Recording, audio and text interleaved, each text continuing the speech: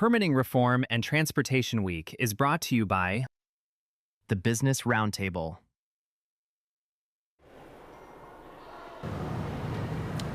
We're back on 535. I'm Scott McFarland, back at Buchanan Rotunda, which is one of the very few places in Washington that does not feel like an air fryer today.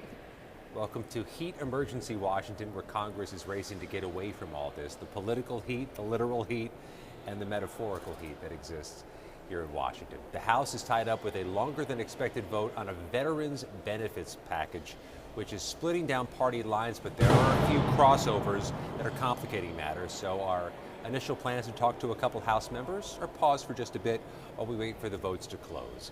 In the U.S. Senate, at the Judiciary Committee, it's day two of the confirmation hearing for Todd Blanche. It's no Todd Blanche in the witness table. It's outside witnesses sharing their opinions on Todd Blanche to the Judiciary Committee. Two of the dissenting voices against Todd Blanche as the morning began here was Danny Bensky, an Epstein survivor who's been outspoken about the handling of the Epstein files. She's been speaking with the panel, her concerns about Todd Blanche's management of that issue. And Liz Oyer, a fired former U.S. pardon attorney who was fired by Todd Blanche. She's explaining her criticisms, but there are also surrogates there for Todd Blanche championing this nomination. The National Association of Law Enforcement Officers, their thousands of members, have signed a memo in support of Blanche. And here's an old name from the 535, John Ashcroft, former senator, former U.S. Attorney General. He's testifying in support of Blanche. This is going to be about a half day of testimony, and that'll be a wrap on the potentially landmark confirmation hearings for Todd Blanche, with votes expected within a few weeks. There's a deadline just set of July 24th for members to ask questions in writing of Blanche. He then has a chance to respond to those questions in writing, and then they'll have a chance to go through the responses for a likely August vote in the Senate. We bring in Sue Davis. Votes in the Senate are a precarious thing right now because we're down Mitch McConnell indefinitely. The tragic passing of Lindsey Graham puts the majority now particularly slim at 51-47. What's your read of the landscape of what the Senate is doing and where the Senate goes? Well, I think particularly on the Blanche nomination, it's a great example because this is one of those votes, if people like John Cornyn had won their primaries and were running for re-election, seem like they might be much more inclined to vote for someone like Todd Blanche to stay in line with the party. But I mean, Blanche obviously has his own baggage, and there's a lot of, I would say, discomfort among some senators with his nomination. And there's lame ducks functioning in Senate seats. You know, and then you also look at other Republican senators like Susan Collins, who are obviously looking for ways to break away from the party. And sometimes these nomination votes are the easiest way to do it. You do get the sense, though, that oftentimes by the time you get to the nomination hearing and the second day of hearing, it's very rare that these get pulled. Usually if someone's not going to make it through, they don't get to the hearing. So this tells me that Todd Blanche's nomination is alive, whether he can ultimately pass the Senate, but he's in the fight right now, absolutely. What surprised me as we went through the day on Wednesday with the 535 was Todd Blanche's high-profile confirmation hearing became somewhat of a secondary priority after we saw what unfolded with the confirmation hearings of Jay Clayton, the U.S. Attorney for the Southern District of New York, nominee to be the Director of National Intelligence. There was an effort by Democrats to choreograph a moment, and they seem to have succeeded, where they got Jay Clayton to equivocate repeatedly over who won the 2020 election. Not an incidental question for the Director of National Intelligence, who will have some oversight of foreign interference in U.S. elections. How did you measure that? What do you think is happening with these nominees? One of the things I think is so interesting, especially because, as you said, with the juxtaposition with Blanche, is that these votes are really tough Republican votes. Democrats are not going to vote for these guys. It seems pretty clear. And that moment, particularly I think you're talking about with John Ossoff, where they had this very tense interaction where he just seemed to would refuse to acknowledge and answer a direct question, both about the 2020 election and former DNI Gabbard's appearance at Fulton County at an election facility. So he certainly scored a political point there. The question here is, will Republicans ultimately rally together and vote for him? And I think when you have two really difficult nominations, and we saw this in the beginning of the Trump administration when he was throwing up a lot of nominees that people weren't sure that they were going to be able to get through the Senate. You got to pick and choose. I think that senators have to decide here which one is more palatable and why. You get the sense, and this is just based off of sort of public statements from the president and his commitment to Todd Blanche, that the White House seems to be signaling that Blanche is very, very important to them. You know, they've already been willing to negotiate on DNI nominations, so that already tells you that that's the one that they might be willing to give on. The question to me is, where are senators on this? And it's hard to be against all of the president's nominees. And so, especially, maybe not for the Collins and the Cornyn's, but these are going to be some tough votes, and I think that people are going to have to pick and choose which one they want to take down. It's hard for me to see both of these nominees getting through, to be honest with you. I think part of that goes to the timing of the year we're at. We are thick into the election. If you want to be against the president, these are the best ways to do it, to look like you're standing up to his administration. So you even look at other senators like Lisa Murkowski, others that have shown a willingness to be independent. Right. And do these nominees just pass the muster for them as senators? And we just don't know that yet. Let's shift to the House. The House floor had been jammed up for some time over this Save America Act and this persistent effort by Republicans to find a vehicle onto which to attach the Save America Act, this federalization of election restrictions and voting restrictions. And they seem to be struggling to find the right vehicle onto which to attach it because it's not going to move. The floor was jammed up for a while as the first half of July concluded, but they seem to be willing to just get caught trying on this. Let's make an argument for it. Let's look like we're championing this thing that's on a road to nowhere. How do you think the House has been functioning as we reach the end of another legislative week and as they're eager to get out of the air fryer and go home? I think the Save America Act is very politically perilous for Republicans. I understand it from a base politics standpoint. I understand it as a priority of this administration. But I still fundamentally believe that in a general election, being the party that looks like you're trying to one-sided change the rules of the game in the middle of the game doesn't go over well. And I think that doesn't go over well with independents, with Republicans. There is just a fundamental distaste to the idea that you're trying to change things at this point almost weeks before an election. I think the risk of political blowback here is much greater than the benefit of the political reward if they are to force the vote down the throats of the members who actually have the districts that make or break the majorities. So I think this is sometimes an example of sort of the one-mindedness of the Trump administration, where he's not a president that necessarily sits around and thinks about how can he help all these lawmakers and swing seats and tough races and what can I do for them. The framing it is always, what are you going to do for me? And that pressure on lawmakers is real. But this especially is on this part of the calendar. We're less than 110 days. This is the time to get on message. Yeah, and I think the speaker is in an incredibly difficult position. You know, he does seem to have an ability to have a rapport, and Trump does seem to be listening to him in these situations. But there's no win here. There is no win here.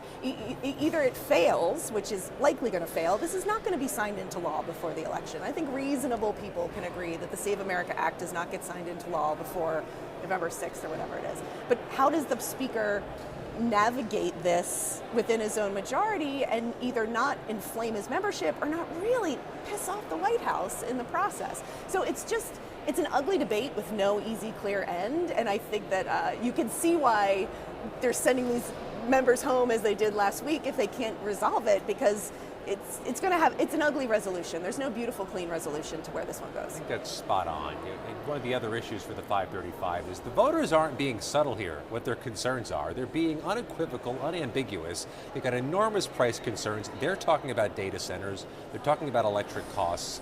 Members want to get back on those messages so they can drive home their working for constituents. Stand by. We are going to be joined shortly by Josh Riley, Democrat from upstate New York, who has got bills on data centers and electricity costs. Perhaps no surprise.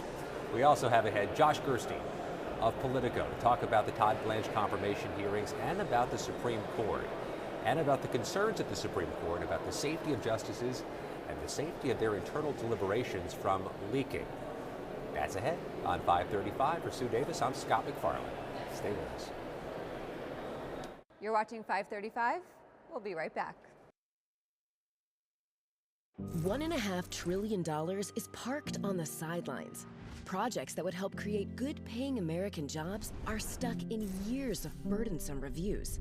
Permitting reform would unlock over 650 major U.S. infrastructure projects, from new roads and bridges to bringing more energy online. With faster, more efficient permitting, we can unleash America's economic potential. Let's move from waiting to building. Ready, set, let's build. A simple blood test can detect Alzheimer's years before symptoms appear. Congress can connect Americans to early, accurate dementia diagnosis by supporting the Bipartisan Alzheimer's Screening and Prevention Act, allowing Medicare to cover blood-based Alzheimer's screening. Congress has acted to cover mammograms and other life-saving screenings. Now it can redefine Alzheimer's care, unlocking early detection and access to FDA-approved treatments when they work best. Congress, it's up to you. Paid for by the Alzheimer's Association. In Afghanistan, the IED actually penetrated the vehicle between my legs, but it was a miracle that we all survived in the vehicle. When I began the process to separate from the military, it was during COVID. And with the issues back home, we just knew we got to come back home and take care of the family. So we had to go stay at our mom's house. And there was already 3 people living there, and 5 of us, or 8 people. How many bedroom? Like a 2-bedroom. Like a 2-bedroom house. We were desperate. So then when we transitioned to Texas, it was very much so like, what are we gonna do now? When I came home, I needed a new roof due to a storm, and I was about to lose homeowners insurance as well. I applied for Operation Homefront Critical Financial Assistance Program. They've really been a blessing. I'm in the Permanent Homes for Veterans program. They built a house for me, and it's amazing. We got the call, this is your house, and the kids and I took off just to go sit in the driveway and cry. It's life-changing. It took us from a hopeless situation, and now we're homeowners. We have a savings account. The best way to describe Operation Homefront is that it's like a family, because they're always there for you. I would say you guys are angels behind closed doors. Operation Homefront has impacted my family in a way that's probably going to be passed down through my family's history. It's definitely going to be a story that's going to be told for generations.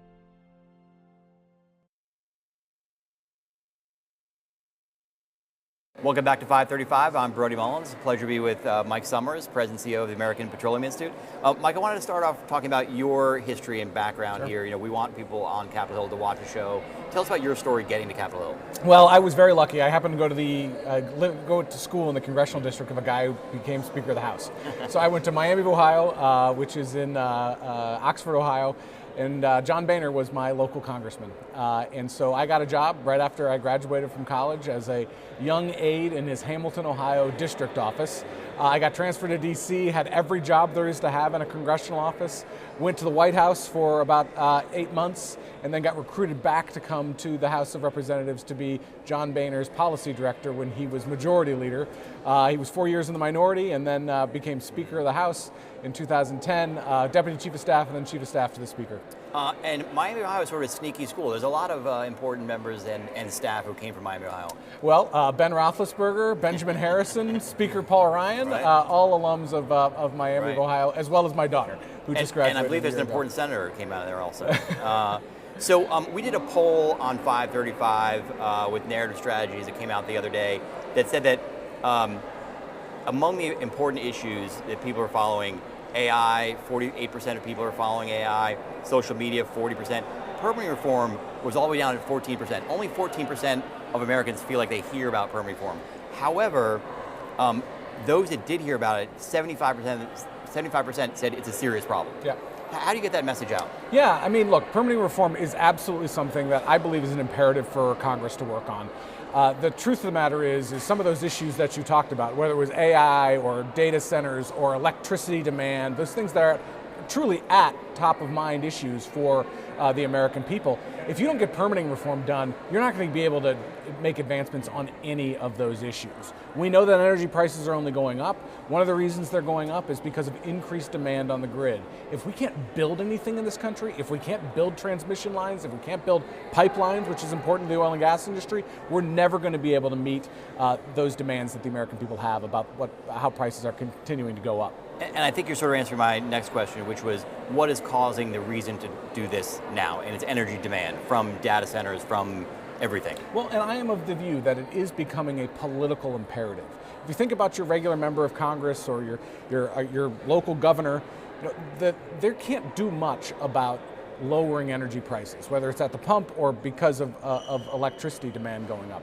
the only thing they can do is unlock a permitting system that is so broken, it's very hard to build anything in this country in a timely manner right now, particularly in the way that we're going to have to if we're going to meet what we know is going to be growing energy demand. So let's start with the actual bills. So the House has passed a variety of bills on this.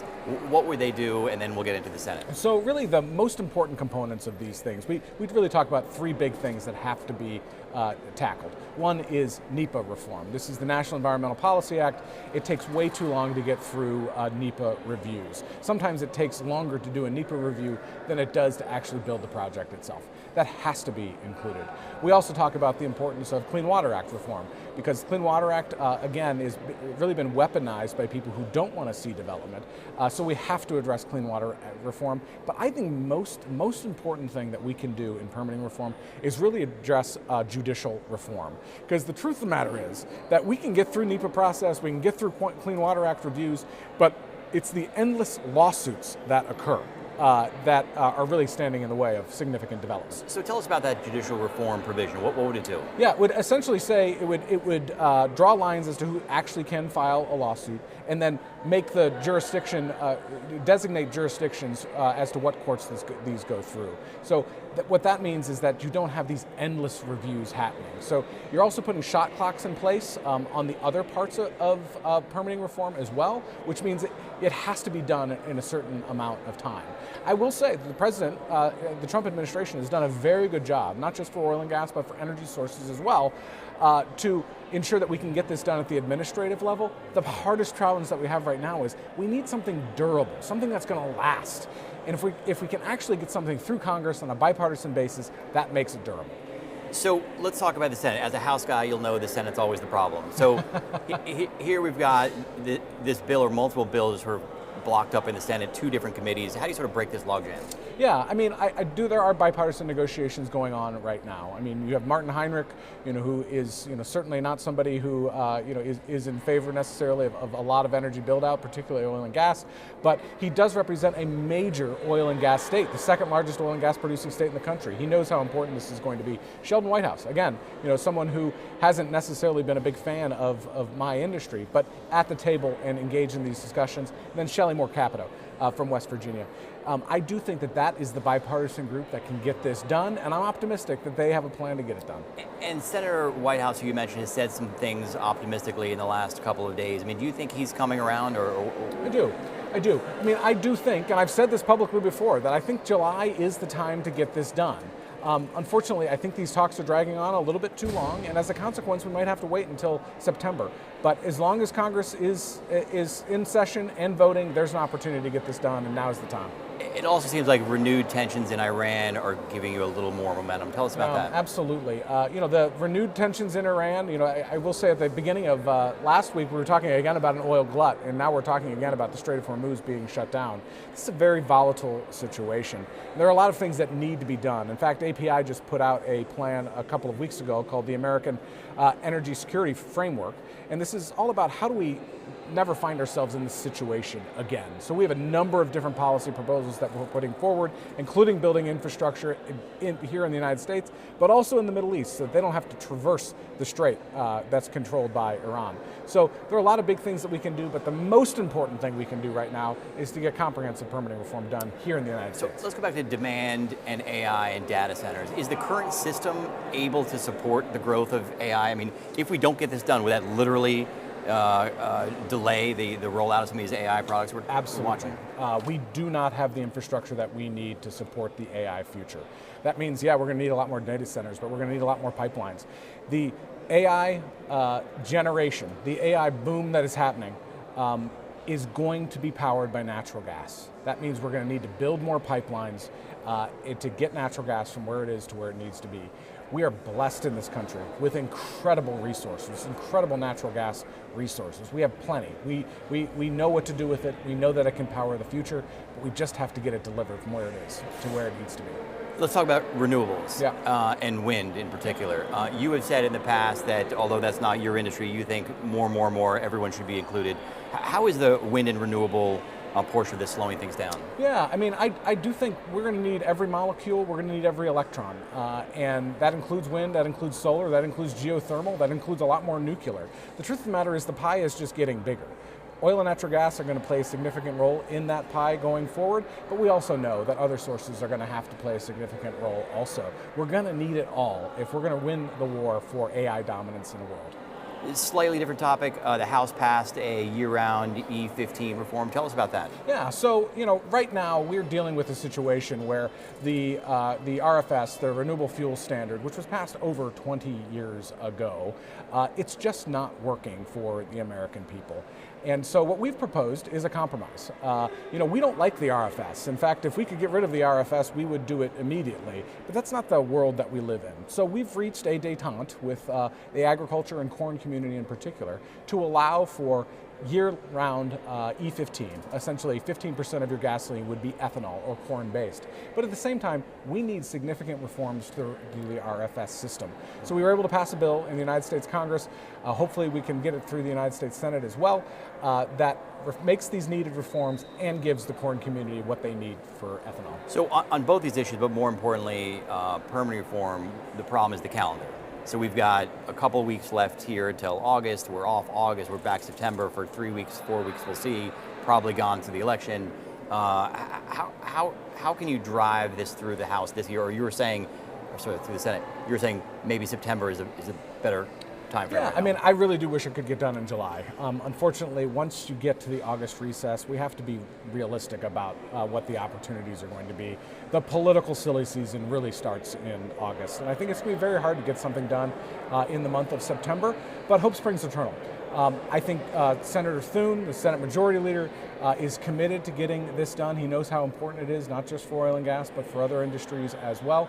So I think that there could be something that could get across the floor in the month of September. But then you think about everything else that has to happen. You mentioned there are a couple of bills that already passed the House of Representatives. How do they reconcile those bills? We may be looking at a lame duck prospect as a consequence. And would you be okay with a lame duck? Well, I mean, sometimes lame ducks are a little too lame. And I think we're hopeful that we can get it done before Election Day. Well, thanks for joining us. Before you go, last question.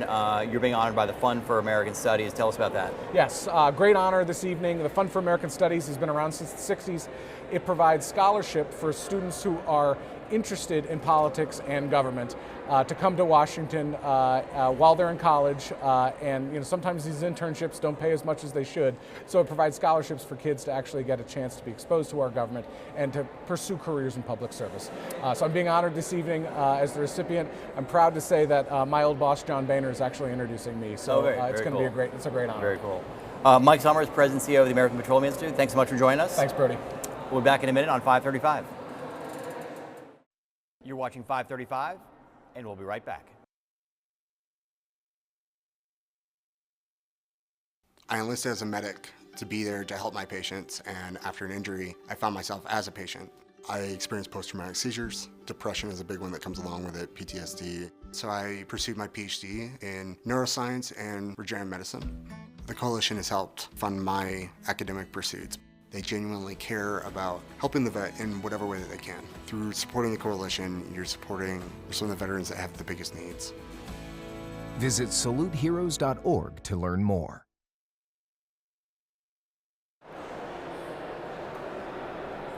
Welcome back to 535. I'm Mariana Sotomayor with Puck News. The NDAA, National Defense Authorization Act, has usually been a bipartisan triumph here on Capitol Hill, but in the last couple of years it's got stuck with politics, both on the House side and Senate side. We're seeing these dynamics, but it's going to get a vote likely next week again here on the House side. So there's no one better to talk about this bill and all of the dynamics at play than Congressman Adam Smith, a Democrat from Washington, who also happens to be the top Democrat House Armed Services Committee. Thank you so much for joining. Well, thanks for being here. So let's talk about the NDAA. Just a little bit about logistics first. It seems like Republicans do want to put this back on the floor next week, but they want to attach the SAVE Act, this voting ID bill. Do you think that's only going to make Democrats vote against this? Multiple layers. I mean, first of all, when you said, but it's gotten caught up in politics the last few years, I don't like that phrasing, because politics is how we engage with each other. And I think one of the problems we have in this country is everyone hates Congress, hates it's all politics. Politics is the essence of representative democracy. If you don't like politics, you're a fascist, okay? I mean, that's what's on the table. We figure out how to resolve our differences peacefully through debate with a set of rules, and we get there. That's politics. You cannot be a democracy if you hate politics. You just can't. So yes, there's a lot of different issues that are going on. It is politics. The NDAA has passed for 64 straight years, and for 64 straight years, we've had to fight our way through the politics of what is involved. I haven't been there for all 64, by the way, but I have been there for 29 of them. So, look, in where we're at right now, you get two separate issues. You get the thing that you're talking about, whereby different people in the Republican conference want to attach the SAVE Act to everything. So Mike Johnson has acquiesced. He's going to attach the SAVE Act to everything. And yes, that makes it a deal breaker for Democrats. We won't be voting for it. But the larger issue within the NDAA is really the money. The Republicans are asking for $1.15 trillion in the base defense bill, and then they want a roughly $90 billion supplemental and another $350 billion in a reconciliation package for defense. That's $1.6 trillion. That's a 60% increase over last year. And that's tough. And I know we have needs within the Department of Defense, but we have needs within Medicaid, within Medicare, with broader health care issues, with education, with infrastructure, and we have a $40 trillion debt.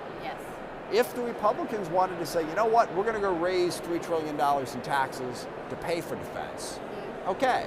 But if they're raiding Medicaid to pay for defense, that's something that we can't support. Yes, I remember Republicans, even before they got to the majority, saying they would try and bring down the deficit, and we've seen how the policymaking hasn't necessarily gotten to that point. But and that's an important point, because the Republicans passed their reconciliation package last year that added $4 trillion to the debt.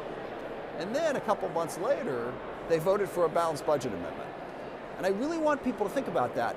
We are outside of reality in public policy making. You know, how can you vote for $4 trillion added to the debt and then say you support a balanced budget amendment? Because both things are popular.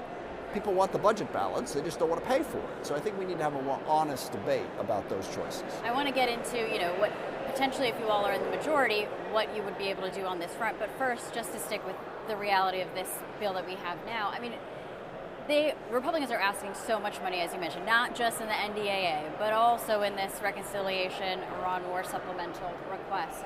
On the NDAA, I mean, where is that money going to go to? Because 2026 NDAA also gave a significant amount of money, right, to the military, which was necessary. But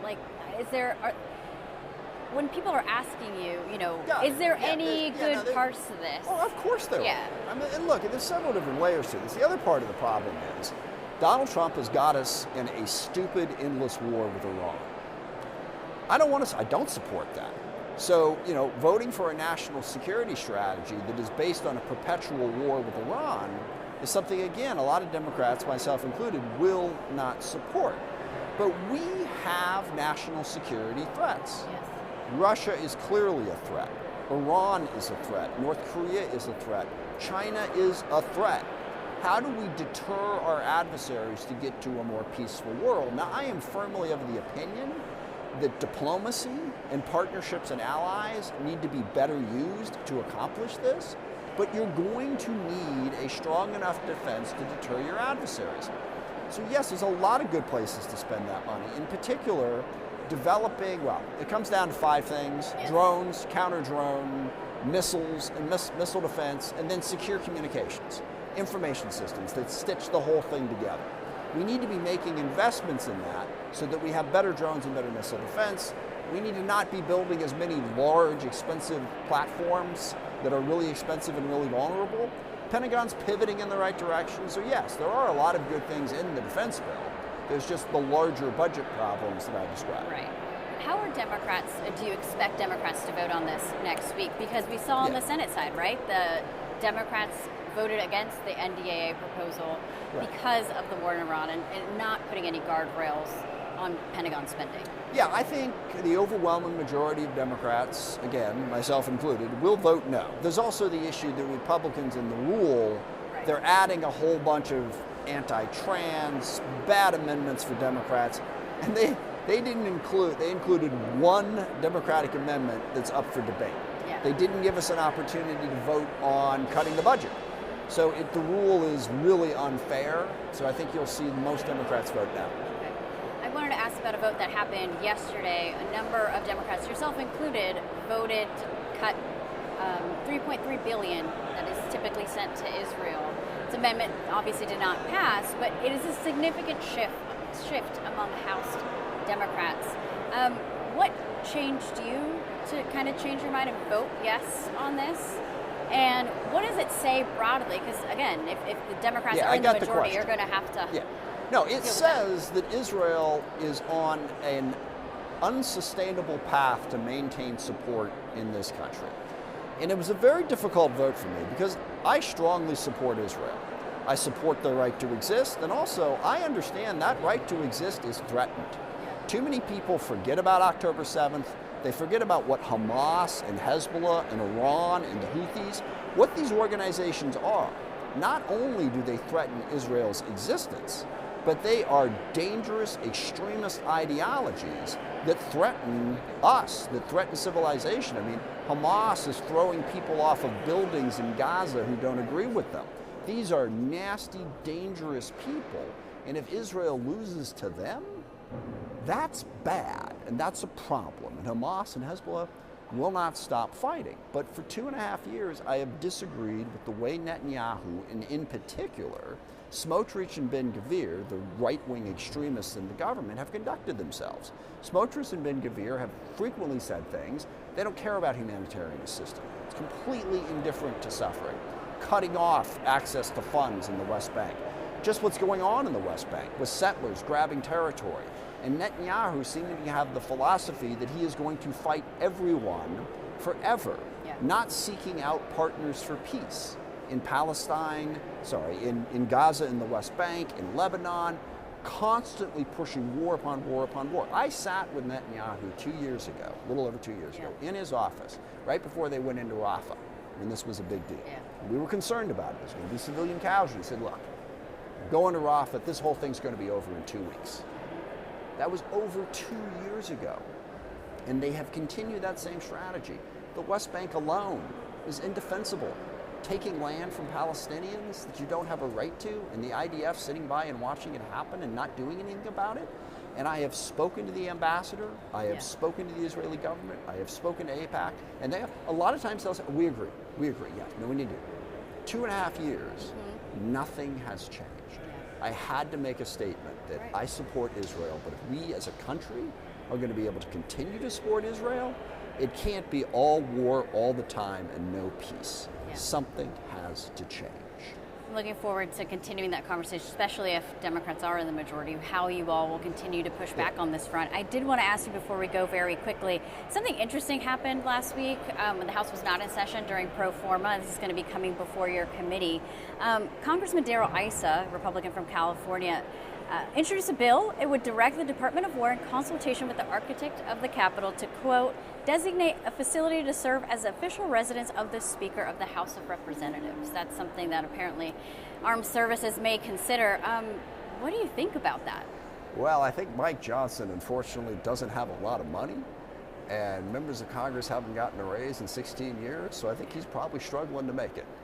Yeah, well, okay. We'll see how long he'll also continue to be Speaker. I think there's that too. But it's probably a way to try to make it more affordable to be the Speaker of the House. We'll see. We'll deal with that as it comes up. Well, Congressman, thank you so much for running on over. I know you have to head back to vote, so thank you. Great, thank you. Appreciate it. Appreciate the time. We'll be back with more soon. You're watching 535, and we'll be right back. Hi, I'm Elizabeth Rome. I've played many roles on TV and film, but today I want to speak to you as myself about a cause that's very dear to my heart. The Cancer Prevention and Treatment Fund provides free help to those who have cancer and those who wish to prevent it. They've also worked tirelessly on banning cancer-causing chemicals in our homes and neighborhoods. I want to thank them as a mom for protecting our families. Please donate today at the Cancer Prevention and Treatment Fund at stopcancerfund.com. In Afghanistan, the IED actually penetrated the vehicle between my legs, but it was a miracle that we all survived in the vehicle. When I began the process to separate from the military, it was during COVID. And with the issues back home, we just knew we got to come back home and take care of the family. So we had to go stay at our mom's house. And there's already 3 people living there, and 5 of us, or 8 people. How many bedroom? Like a 2-bedroom. Like a 2-bedroom house. We were desperate. So then when we transitioned to Texas, it was very much so like, what are we going to do now? When I came home, I needed a new roof due to a storm, and I was about to lose homeowners insurance as well. I applied for Operation Homefront Critical Financial Assistance Program. They've really been a blessing.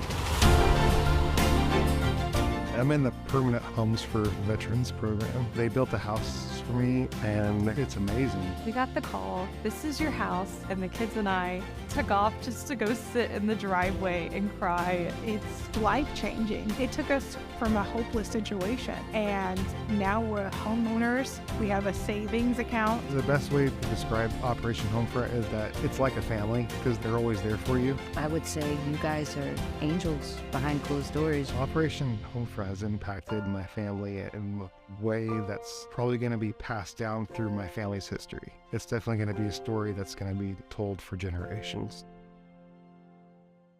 America leads the world in medicine development. It matters. We get new medicines first, nearly 3 years faster. 5 million Americans go to work because we make medicines here at home. And not relying on other countries keeps us safe. But China is racing to overtake us. Will we let them? Or will we choose to stay ahead? When America leads, America cures. Let's tell Washington to keep us in the lead.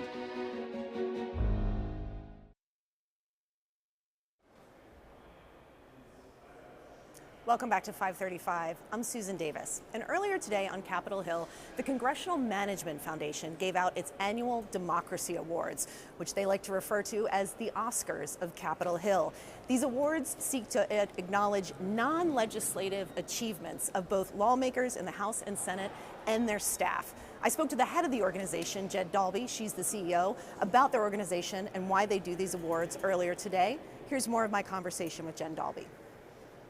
Welcome back to 535. I'm Susan Davis, and I'm joined by Jen Dalby, the CEO of the Congressional Management Foundation. Jen, it is so great to have you on the show. Oh, it's so lovely to be here. Let's start with this. Explain what the Congressional Management Foundation is. The Congressional Management Foundation is the bipartisan foundation in service to Capitol Hill. We've been around for almost 50 years. We serve the House, the Senate, Republicans, and Democrats. We work in 4 areas: leadership, management, education, and creating bipartisan spaces. And you are now on the outside, but you spent a lot of time up here. Can you talk about what your experience was on Capitol Hill? Yeah, I joke around that I never had job security. I was always moving around. I worked on 5 different committee issues, every job from intern to counsel to chief of staff and staff director. And I think that perspective with so many different members and experiences has allowed me to understand what our Capitol Hill staff and our members need. And I try to bring that perspective every day to the Congressional Management Foundation.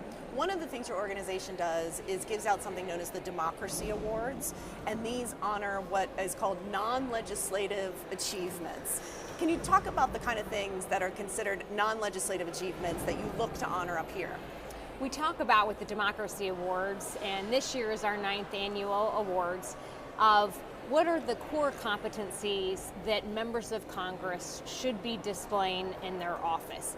Constituent service, innovation and modernization, management, constituent correspondence, and we added a new award 2 years ago of DC experience. How are people being treated when they come to Washington? Are we meeting with our constituents, and are they having a good experience? One of the things I think is interesting as I listen to your award ceremony is if you didn't know anything about Congress and you just woke up in that room and were listening to the ceremony, you would think this was the most bipartisan, nice place to work. And I think it does sort of show you where I think that there is this idea that Capitol Hill is really divided, that it is very polarized. And some elements of those are true. But it does sort of shine a light on the fact that behind the scenes, there is a lot of collaborative work that goes on up here. Absolutely, and we joke around that the Democracy Awards is our chance to highlight those offices that are the metrics that we want to reward, right? It's not flashy and shiny sometimes, but if you can think about the numbers of constituents that some members that got awards this year. I mean, Adam Schiff from California, they respond within 24 hours to casework that comes in.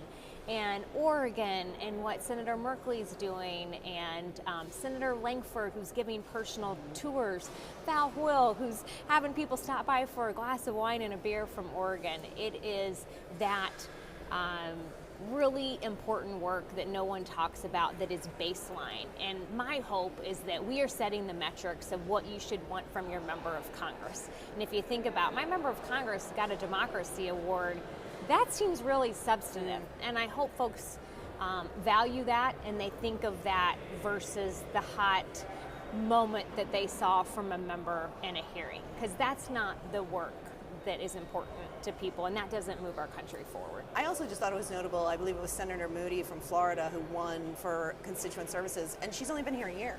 I think that's a kind of a testament to it, that it can happen early. You don't need to be a veteran lawmaker to sort of operate good systems within your office. She was one of my favorite winners this year, and it says a lot about members when you talk to their staff. And we interviewed 50 different offices for this award, and 80 offices applied, 150 different submissions. So this is something that Capitol Hill offices really work towards, and I feel like we're elevating the entire institution just by having people apply for those awards. And Senator Moody stuck out because of the way that her staff speaks of her and how motivated they are on her behalf. She is very clear on how she wants people to be treated and her expectations, and I think it makes for a fantastic office. I think Sarah McBride has a lot of similarities too, in that they have a 96% satisfaction rate in their constituent casework. It's unbelievable what they're doing in that state. Can we also talk about other work that CMF does? Is I believe you also do an element of training for existing staff. Talk about that work and why it's important. We are on track to do almost 60 events this year. We've done 38 events already, and we think about everyone from the intern to the chief of staff to the staff director. And that intern programming is, how do you shake someone's hand and answer the phone and greet people and make sure they have a good experience? And to the chief, it is, how do you have goals and objectives and a mission, and you are keeping that member focused when everything and everybody wants to pull them away from that fire that we see that takes place every day on Capitol Hill that someone's putting out. We have a book called Setting Course. It's in our 40th year of publication, and that is, we joke around, it's the Bible to open a Capitol Hill office. And new members read that. We have a lot of candidates downloading it right now from our website, and that is really the framework for how you run and open a congressional office. My last question is probably one that you get asked the most as someone who was a longtime staffer and a chief of staff and now focuses on this work. What is your single best piece of advice to a staffer who wants to be an effective staffer on Capitol Hill? I say, do the work that no one's talking about and stay late and be well read and be thoughtful, because I think with our attention economy, there seems to be this metric that staff get confused by of the most social media post, or I'm telling everybody what I'm doing. And I still feel like, and we saw it with the Democracy Award winners this year, of the Chiefs of Staff of the Year award that we love to give out to, the folks who do well in their career are the ones that take the job seriously, that wake up every day and remember who they are in service to, of this country and their member and constituents, and they're playing the long game. Jen Dalby is the CEO of the Congressional Management Foundation. We need to take a very quick break, but we will be right back. You're watching 535, and we'll be right back. Here on Capitol Hill, the 535 are in charge, the members of Congress. But in a democracy, in the people's house, you need to be heard as well. So if you have questions or comments or ideas, submit them to us at 535.news, because here with us, the floor is yours.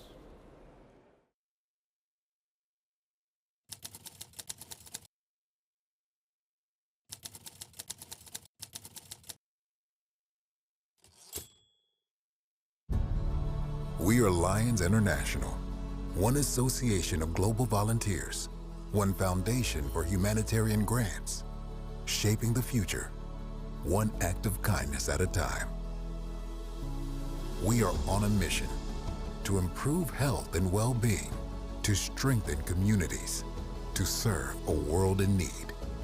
We are Lions International. To learn more, visit lionsclubs.org. Hi, I'm Elizabeth Rome. I've played many roles on TV and film, but today I want to speak to you as myself about a cause that's very dear to my heart. The Cancer Prevention and Treatment Fund provides free help to those who have cancer and those who wish to prevent it. They've also worked tirelessly on banning cancer-causing chemicals in our homes and neighborhoods. I want to thank them as a mom for protecting our families. Please donate today at the Cancer Prevention and Treatment Fund at stopcancerfund.com. I enlisted as a medic to be there to help my patients, and after an injury, I found myself as a patient. I experienced post-traumatic seizures. Depression is a big one that comes along with it, PTSD. So I pursued my PhD in neuroscience and regenerative medicine. The coalition has helped fund my academic pursuits. They genuinely care about helping the vet in whatever way that they can. Through supporting the coalition, you're supporting some of the veterans that have the biggest needs. Visit saluteheroes.org to learn more. There are moments that shape an organization's future. A policy shift, a crisis or investigation, a market shock.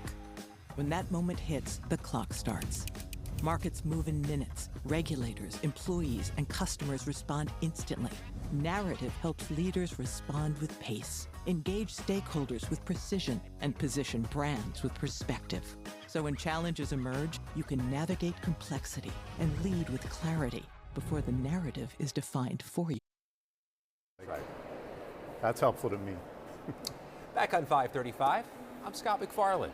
Pleased to be joined by Josh Gerstein, extraordinaire reporter on justice in the courts for Politico.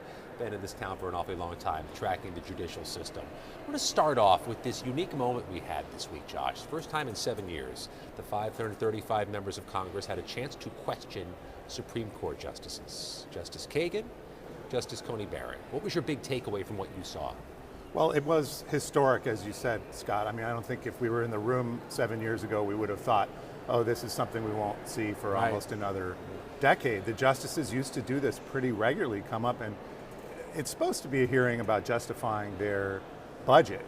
But for various reasons, we can kind of guess what they are. The pandemic had something to do with it.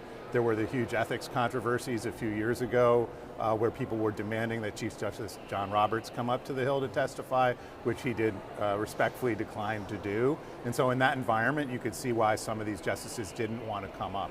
But basically, my big takeaway was that what's chewing up the Supreme Court's budget right now is nothing to do with the cases that it's taking or the volume of litigation or even the volume of the shadow docket that people like to talk about. It's actually security for the justices that is costing the taxpayers the most money, and it really has skyrocketed over the last 3 or 4 years. Skyrocketed is not an overstatement. They're characterizing like orders of magnitude more need for security just recently. Tell us some of what either they're seeing, the U.S. Marshals are seeing, or the Supreme Court's own law enforcement is seeing. Well, Justice Kagan, when she came to the court in 2010, she was pretty candid at the hearing in saying she basically had no security. She drove herself to and from the court. When she went out, she had no security with her at all. The only time she said she had security was if she went to like a announced public speaking event on behalf of the court. Otherwise, she was basically on her own. I think at that time, it was the Chief Justice who had the only security detail. And now we're in a situation where all 9 justices have permanent security details. We got some figures at this hearing that we haven't heard from the court before, that threats were up 25% last year against the justices, somewhere on the vicinity of expected to be 37% increase this year. They didn't tell us the baseline, but they told us that they're on the increase. Without the baseline, it's hard to know the actual number, Right. but that increase is striking to me because this is in a post-Dobbs world. There was an increase of 25 to 37%. What does that tell you? It tells us that the court is really the focus of a lot of public anger and consternation. What I thought was interesting was, at least at the House hearing, there was almost no discussion of why. Is that just something that's purely organic coming from the decisions the court is making and the way the justices conduct themselves? Or are there other factors that are involved? At the Senate side hearing that the justices went to later in the day, they began to dig into that a little bit. And of course, one of the elephants in the room, if you will, seemed to be President Trump's rhetoric towards the court, where he has called them disloyal, suggested that they're agents of foreign powers in connection with the tariff decision that he lost a couple months ago at the court. And so he's obviously been pumping up the invective towards justices, towards individual judges. You have to think that that is part of the source of this increasing stream of threats, but there was just generic reference to heated rhetoric in the public sphere from both sides of the aisle. And we should say there have been comments that Democratic leaders have made over the years that have been pretty inflammatory as well. I know Chuck Schumer, at least in one instance, apologized for the wording of a statement he made about the court. And in this distinctively toxic atmosphere, Josh, you have dissatisfaction with all the justices from some part of the spectrum, so none of them is immune to this. Right, that's absolutely right. I mean, especially since that tariff decision came out and a few of the other decisions, we've seen Justice Amy Coney Barrett receive a lot of anger, at least online, from people on Twitter and other outlets. I've even noticed just since the hearing, the criticism of Barrett, because she said that she was concerned about the threats against her family, that she was somehow not tough enough to be a Supreme Court justice. Really striking rhetoric coming from some fairly prominent voices in the MAGA camp. I want to ask you just infrastructurally, how the Supreme Court has security. What is the mechanism? They don't have Capitol Police, they don't have U.S. Park Police. What is the system through which they're defended? So they historically had a pretty small, basically security guard force for the court if you go back decades. And over the last few years, they have become a formal Supreme Court police department. Again, their focus was mainly on protecting the building, protecting the Supreme Court sessions. The complex. Correct, Yeah. and screening the people that come in for arguments. You may know that occasionally people have snuck in with video cameras that are not supposed to be in there, things of that sort. So there's pretty tight security at the court. The new part of this is really trying to protect the justices on a 24/7 basis, something closer to Secret Service protection. And when I was working on a story about this recently that we published a few weeks ago, we were told that the Congress was actually the ones who came to the court about a decade ago.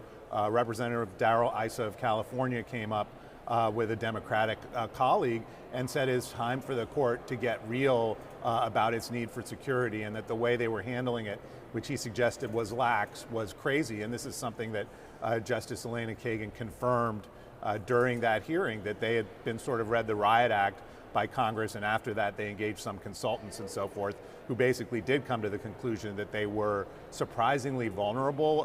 The anecdote several of them like to use was that they had less security than the Director of Office of Personnel Management, despite the prominence of the Supreme Court and its ruling. So after that, they sort of started building out a Secret Service-like force to protect the justices, and in the wake of the Dobbs decision, also set up a force that would protect the justices' homes, which really were not being guarded very significantly at all. The homes were a vulnerability we saw in 2022 when there was an arrest in Maryland outside the home of Justice Kavanaugh, a man who was ultimately pleaded guilty to an attempted assassination and is in prison now. And it revealed just how close somebody can come to those homes if there's not proper security in place. I want to shift to the issue of leaks. Justice Kagan and Justice Coney Barrett at the House on Tuesday talked about their frustration with ongoing leaks.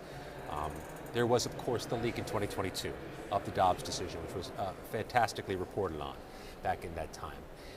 What do you make of the fact that there are still leaks happening inside an area which you would assume was bulletproof in terms of the work product? Well, I mean, I think they've tried their best to crack down on it, but there's some sort of practical difficulties. I mean, the stuff that the court deals with, while it's confidential, it's not treated in the way that you would treat, say, highly classified national security information. So SCIF. They're not working in a SCIF on a constant basis. I've had people tell me that they've seen Supreme Court justices on airplanes with an iPad or something like that going through what appeared to be official, records of the court. So they just haven't historically been used to dealing with their work material as extremely sensitive. That may have been a mistake. There's obviously significant interest, not just for confidentiality, for sort of the political legitimacy of the court, but even business interests at the court. If you could find out in this era of predictive markets, for example, what the court was going to rule on a specific issue, that could be worth a lot of money to someone. And so the court does have to be more careful about that. They have instituted more things in terms of confidentiality, pledges that they ask clerks and other... Pledges or like NDAs? Well, there have been reports that they are requiring NDAs, and Justice Barrett seemed to confirm that at one of these hearings, that there were NDAs. She even went so far as to say that it was possible that some of the leaks coming out of the court were illegal or criminal. That's not something that we've heard from sort of other official sources. It's not something that the court said in its internal report on the 2022 Dobbs leak. So we'd be interested to hear more from her about what aspect of it she thinks is criminal. There have been proposals here on Capitol Hill to make some sort of law or criminal statute that would make it illegal to leak things from the court, but exactly how you would word that and how it would apply, for example, to say a former justice's papers or a former justice who might discuss deliberations with colleagues that are still on the court or may have been on the court in the past. There's a lot of thorny issues there that I think would make it a little difficult to craft something like that. Just a minute left, Josh. Yeah. What was your big takeaway from the day of Todd Blanche testimony? He was serving in this role for months already. He has had an audition. What jumped out at you from the questions and the answers? Well, I thought it was pretty clear that he's going to be confirmed into this Attorney General position. I thought it was kind of interesting that we saw a reversal by some of the Republican senators that you thought would have been tougher on him, who weren't as tough as they might have been. And I'm thinking of Tom Tillis in particular. He kept saying that he thought that Blanche had done a great job, which was sort of a surprising thing to hear for someone that had expressed a lot of concerns along the way. And some of maybe the toughest questioning from the Republican side against Blanche came from John Cornyn, who has been someone who I've seen as sort of being steadily publicly in Trump's corner until his recent primary defeat, now making it sound like he wouldn't vote for Blanche unless there's some legislation that essentially shuts down permanently this slush fund that the administration wanted to set up to give money to J6 participants and others who think they're victims of lawfare or weaponization. There is a estimation of a vote in August. In the meantime, he is acting as the nation's Attorney General. Josh Gerstein from Politico. Thanks, man. Scott, see you great again. to be with you.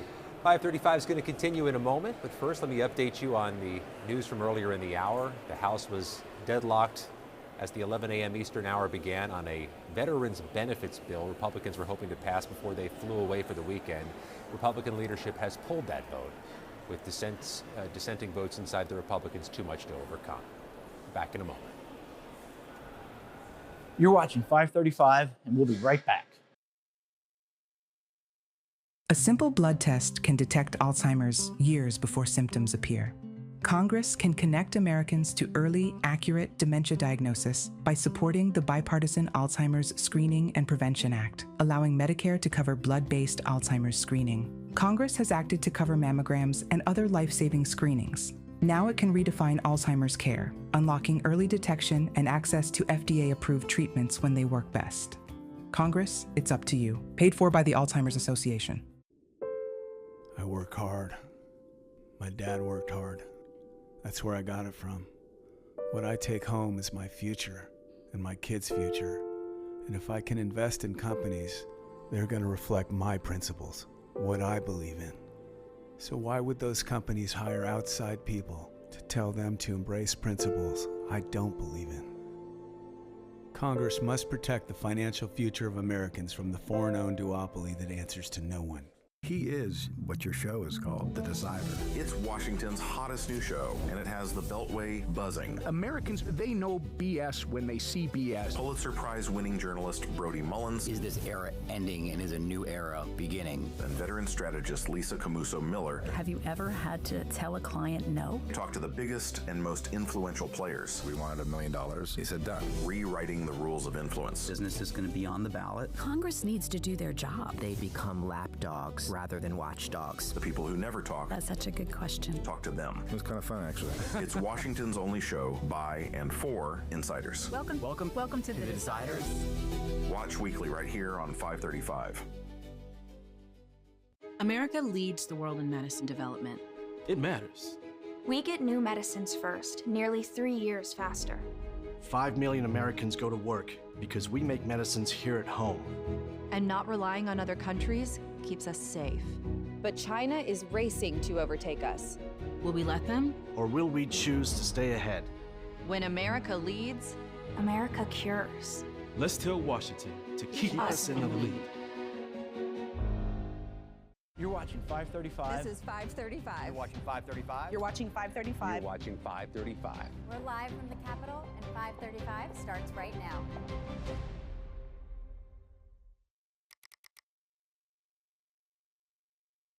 Interesting. Okay. Yeah. All right, we're about to go live here. Welcome back.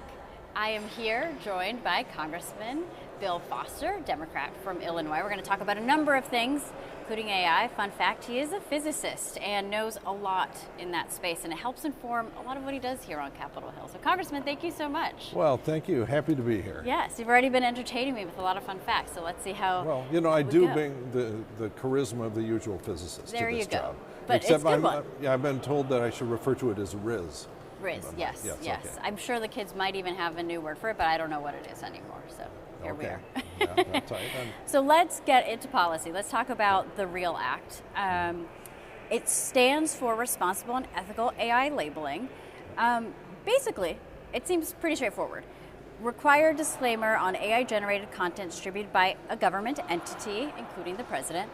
Tell me a little bit more about this, considering we are in this AI boom. Well, this is one of a pair of bills I'm doing with Pete Sessions. Yes. Now, you know, Pete Sessions is about as card-carrying a Republican as exists. I think he was actually running the NRCC when I lost the only election that I lost during the Tea Party wave. Yep. And and I believe I supported his opponent when he lost. Okay. And so, but you know, on the other hand, we both see the dangers of AI coming at us, and I think you know, synthetic fake media is something that has everyone on high alert.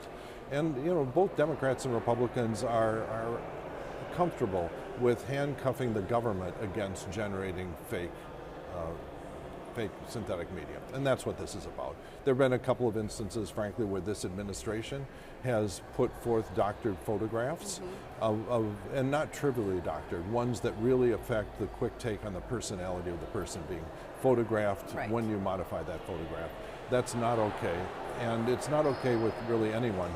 And so I was very pleased that he and I and our staff were able to get together on a common set of principles that would just prevent the government from doing this. Because, you know, maybe if you're out on social media, you know, some wise guy can sit there and generate fake media. You don't expect that and shouldn't expect it from your government. Right, and even us on the news side, sometimes we always have to verify videos, but it gets harder when you see something pop up so quickly. And obviously, as you mentioned, the administration is pretty good at very quickly putting out AI videos, or even the president himself. Was that a big motivation for this? No, this actually pre-existed. The one that we're probably both thinking about with the immigration protester, I believe it was. And but this is something that, you know, everyone who's seen these high quality deep fakes, you know, where both of us are on financial services, the whole financial world is terrified of identity fraud from deepfake impersonations. Yes. That it used to be that, oh, that's the voice I recognize, that's my customer, it's safe to do a transaction from their bank account. Right. You can't trust the voice anymore, you can't even trust YouTube videos. You know, there was a famous incident where $25 million was stolen from a financial firm, where a guy went onto a Zoom with his boss and his coworkers, and they discussed a project they were going to invest in, and at the end of the discussion they concluded, yes, we're going to invest in this, and the CFO who was attending the Zoom was ordered to wire a bunch of money to start this project going. He did not realize that everyone on that Zoom was a deepfake impersonation of his boss and coworkers. $25 million out the door of a financial firm, I think in Hong Kong. That is mind-blowing. And but completely believable given the state of things and AI and the trajectory of AI getting better. Yes, I mean, identification fraud, we're going to talk more about that as well. I'm curious for this bill because, again, it's affecting everybody. We're all on social media or paying attention to social media. Does it have a bipartisan path forward, do you think, in this Congress? Or if you all are in the majority, you're nudging leadership and saying, hey, let's I think get so. this Look, on the floor. I was actually pleasantly surprised that Rep. Sessions was comfortable with handcuffing everyone in government, including the president, from generating unlabeled fake media, which I think is it's a good thing. I mean, in a lot of ways, Pete is my kind of Republican. We agree to disagree, but we have certain standards that we both expect from government. Yeah, and on this show, we love bipartisanship and actually seeing things get done and talking about it. You previewed that this is a part of a number of bills with Congressman Sessions. The other one you have is Stop Identity Fraud and Identity Theft Act. Aims to provide fraud protection grants to states. So tell me a little bit about that. So this is about getting mobile ID, digital driver's license, widely deployed. Okay. You know, the tough thing about getting identification is actually getting your real ID. Do you have your real ID yet? I do, and it's painful, right? Yes. You have to dig up your birth certificate or a bunch of your passport, all the identity documents that you may have forgotten in the back drawer of your dresser. Exactly. and some people, have lost the copy of their birth certificate, and it's a big deal. But I think that we have a right once in your life for the government to ask people to prove they are who they say they are. But having done that, there's a huge convenience, and that's what the real ID is about. Right. And a growing majority of Americans have gone through that pain and done it. For getting on an airplane, for example, you pretty much need a passport or a real ID, and that's caused a lot of people to get the real ID. But having done that, it's a tremendous convenience to put it on your cell phone. Yes. So that you can show up, or you can show up online and prove you are who you say you are. And that's why associating your real ID, your government-provided real ID that proves you are a single legally traceable citizen, associating it with your cell phone allows you to prove you are who you say you are online. Okay. Because if you think about it, if someone comes in person and then claiming they're Bill Foster, I present my ID, you have to answer, is that a fake ID and is that really the person, okay? If someone comes in with an internet connection claiming they're Bill Foster, sort of the best you can do is to say, okay, first off, this person is presenting the real ID that is owned with Bill Foster, that he has presented that on the cell phone that is associated with the license for Bill Foster, and that the trusted electronics in that cell phone have biometrically identified that sometime in the last few minutes I've smiled at my cell phone and it has recognized me. Right. And so you put those three things together, and that's sort of the best you can do to prove you are who you say you are. And the technology for that, it's an Android and it's an Apple, and it's there because all of the technology for privacy preserving digital ID was developed by NIST in the Obama administration. Okay. It is now being deployed all around the world. So by the end of this year, every citizen of the EU is going to have the ability to smile at their cell phone and prove that they are a legally traceable person where that's required for an online transaction. And that is the way you prevent online fraud. Yes, in this bill, it cites that in 2023, more than 353 million people were impacted by data breaches. Sure. So, I mean, you mentioned some of these other, fraudulent actions. How many times do we all get texts and phone calls saying, hey, this has been hacked, et cetera, et cetera? Yeah. In terms of this piece of legislation, do you have bipartisan support? Like, how are you going around talking to members, especially those who are more skeptical about privacy, right? We always have all these privacy debates. We don't want, big government to be tracking us, et cetera, et cetera. That you hear those talking points all the time. I mean, how do you counter Well, I counter think that? the first thing we have to separate the convenience of mobile ID with the necessity of having a real ID. Right. Because the real ID, that's really the long pole in the tent here, because that's the one where you have to dig up the documents and once in your lifetime prove you are a single legally traceable person, all right? And that is, then once you've done that, putting it on your cell phone just should be a convenience option available to everyone. And that's what this bill is trying to do.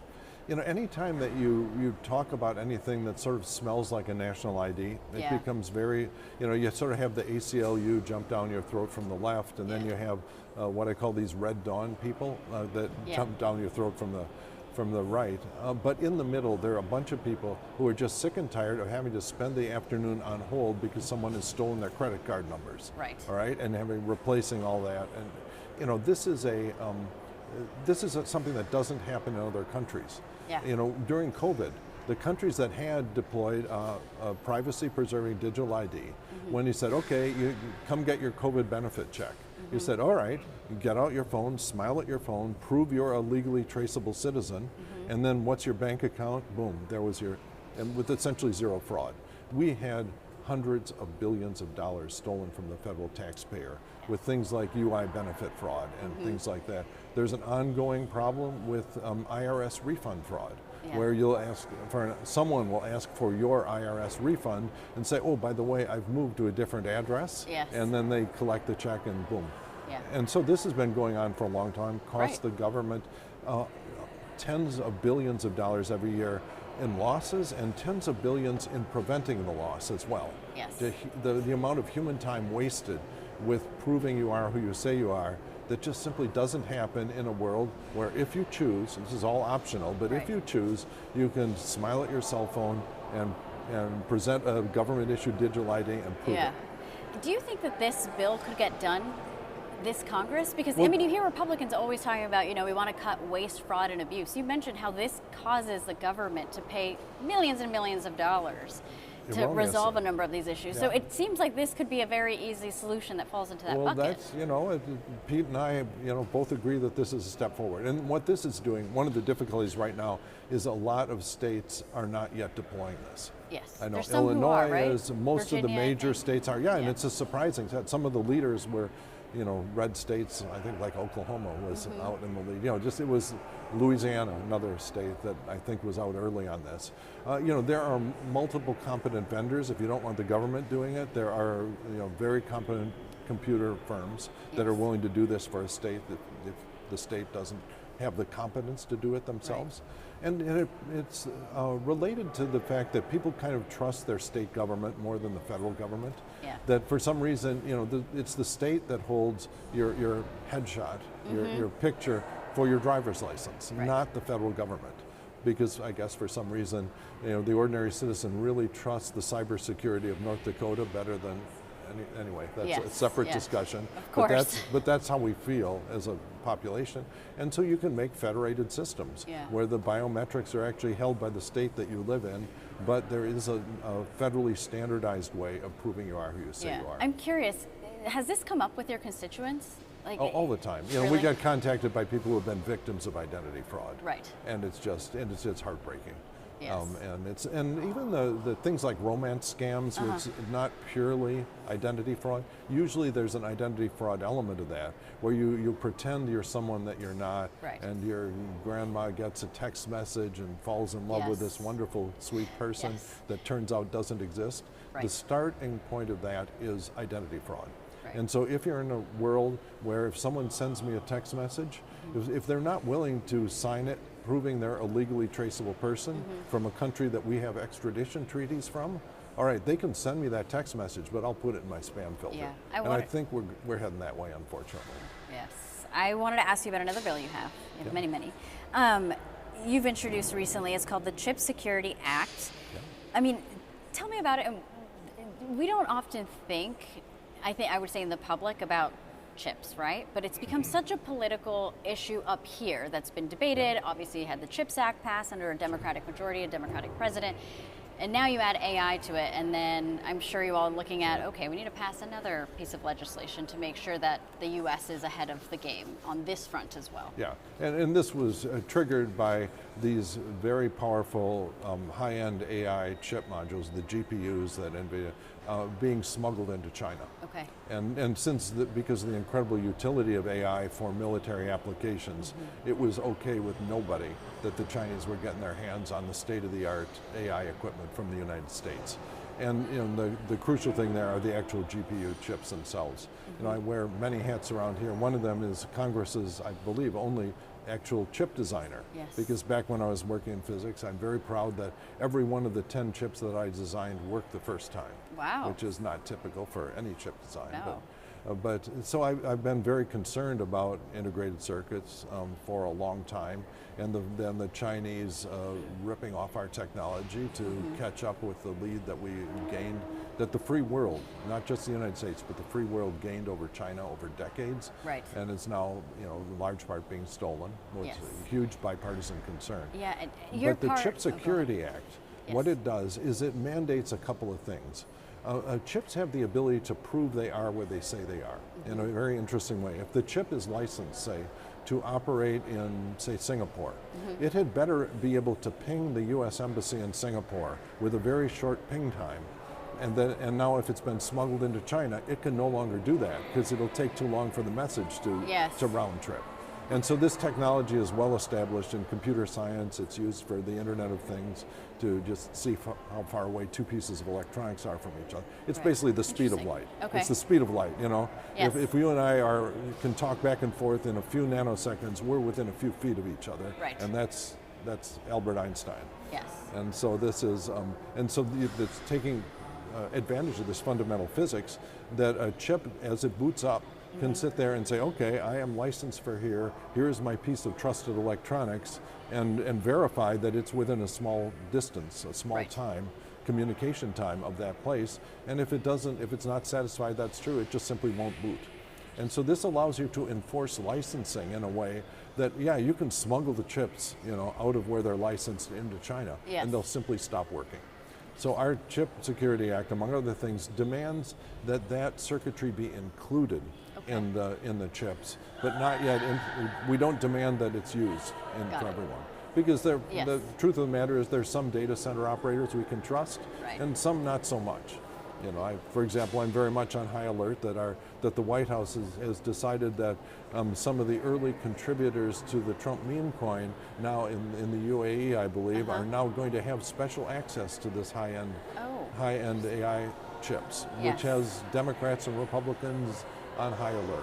Yeah. And so this is the sort of thing that you want, that ability, really to control the chips after you've manufactured them. Right. And then there'll be a long string of steps necessary, and this is the first one. I'm curious to see what you all do potentially in a Democratic majority next Congress on this front, but also Well, I have heard that I have a little birdie told me that this is in the manager's mark for the NDAA that's in the Senate today. Okay. So and it's being held up for unrelated reasons having to do with the war. Yes. But if that remains true and is in what we converge on for the NDAA, which sort of has to pass, there's a good chance that this will be the law of the land and will be a good constraint on the sort of deals that the president might be able to make. Well, then that means by the end of the year you can check another policy bill off your very long list. That would be something. Oh, that's right. I wanted to ask you, because you were put on this bipartisan AI task force.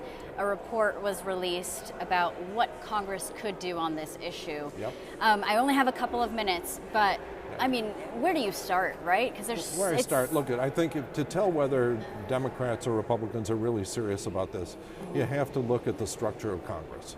If you're passing a serious AI bill or a serious privacy bill or a digital identity bill, it realistically has to go through 7 committees. And that's nonsense. And that's why we have been unable to pass a privacy bill, even though the overwhelming majority of Americans support digital privacy. But we've been unable because it has to go through 7 committees. All right, and so most countries, if you look, they have a full standing committee on information technology and a subcommittee on AI. We have to find a way to get the U.S. Congress so that the committee structure reflects the economy of today and not the economy of 1910 or whenever the committee structures were frozen.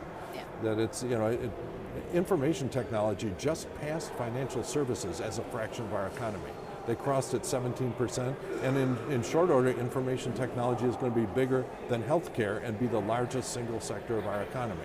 And yet, we do not have a full standing committee on on information technology. And so what we should do is, on a bipartisan basis, decide where we want Congress to be 10 years from now. Sure. That 10 years from now, and so that people can plan their careers and the committee assignments, that 10 years from now we should be shooting for something where we have one full standing committee on health care, 20% of GDP. A lot of people get elected because they care about health care. 20% of the GDP would be information technology. Sure.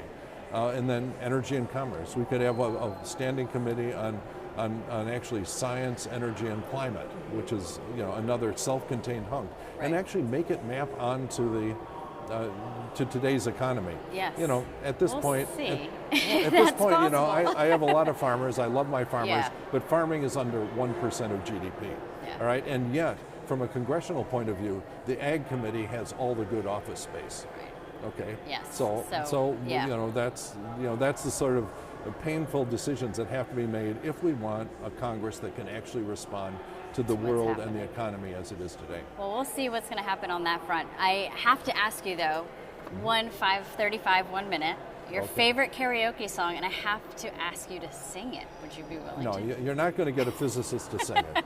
I bring all of the Go along with the tune. No, well, when I grew up, a big fan of Tom Lehrer, who we lost this year. He was a mathematician and who had a variety show in the early 1960s, Tom Lehrer. And the song that people are most familiar of his is the Chemical Elements song, which points out that there's antimony, arsenic, aluminum, selenium, hydrogen and oxygen, nitrogen, rhenium, and on and on and on. It's to the tune of the Major General's song in Pirates of Penzance, which he admits he took it from. But I'm a physicist. I bring all the usual charisma of the usual physicist here. You're You're not going to get me to karaoke this. That's fair, but you did carry a tune, so you did it. Thank you. Thank you for joining us. Really appreciate you coming in. I mean, there's so much more we can talk about, so please come again soon. Look forward to it. We'll be right back with a lot more. Stay tuned. You're watching 535, and we'll be right back. $1.5 trillion is parked on the sidelines. Projects that would help create good-paying American jobs are stuck in years of burdensome reviews. Permitting reform would unlock over 650 major U.S. infrastructure projects, from new roads and bridges to bringing more energy online. With faster, more efficient permitting, we can unleash America's economic potential. Let's move from waiting to building. Ready, set, let's build. There are moments that shape an organization's future. A policy shift, a crisis or investigation, a market shock. When that moment hits, the clock starts. Markets move in minutes. Regulators, employees, and customers respond instantly. Narrative helps leaders respond with pace, engage stakeholders with precision, and position brands with perspective. So when challenges emerge, you can navigate complexity and lead with clarity before the narrative is defined for you. Welcome back to 535. I'm Paul Kane of Notice, and joining us now is Congresswoman Lucy McBath, a two-time honoree from the Congressional Management Foundation, which is a wonderful nonprofit that's set up a few blocks from here in Eastern Market, and they do a lot of work with congressional offices. And I call them sort of a do-gooder type of group, and I don't mean that in a cynical, sarcastic way. Like, they are really trying to sort of both teach offices, staff, especially members, about how to make things work in a better way. And you were honored for your bipartisan work. I'm forgetting, I was inside, I forgot the exact title, but what about, why did you get this honor? What is it about that you and your office do that stands out? Well, first, we're really, really honored to have received the award, because I truly believe that bipartisanship is the only way anything can get done in Washington. And our constituents send us to Washington. Irrespective of our political parties, Republican or Democrat, they send us to Washington to work on their behalves, to make their lives better. And so the fact that we received the award today for the work that we've done, the policy that we've passed, the laws that we've passed, all the staffs that we work that are on the other side of the aisle, my Republican colleagues, it means a lot to us. It really does, because we are here to serve.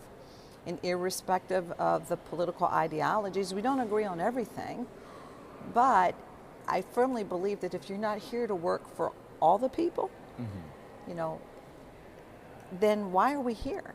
And they sent us here to represent them, and as I said, to make their lives better.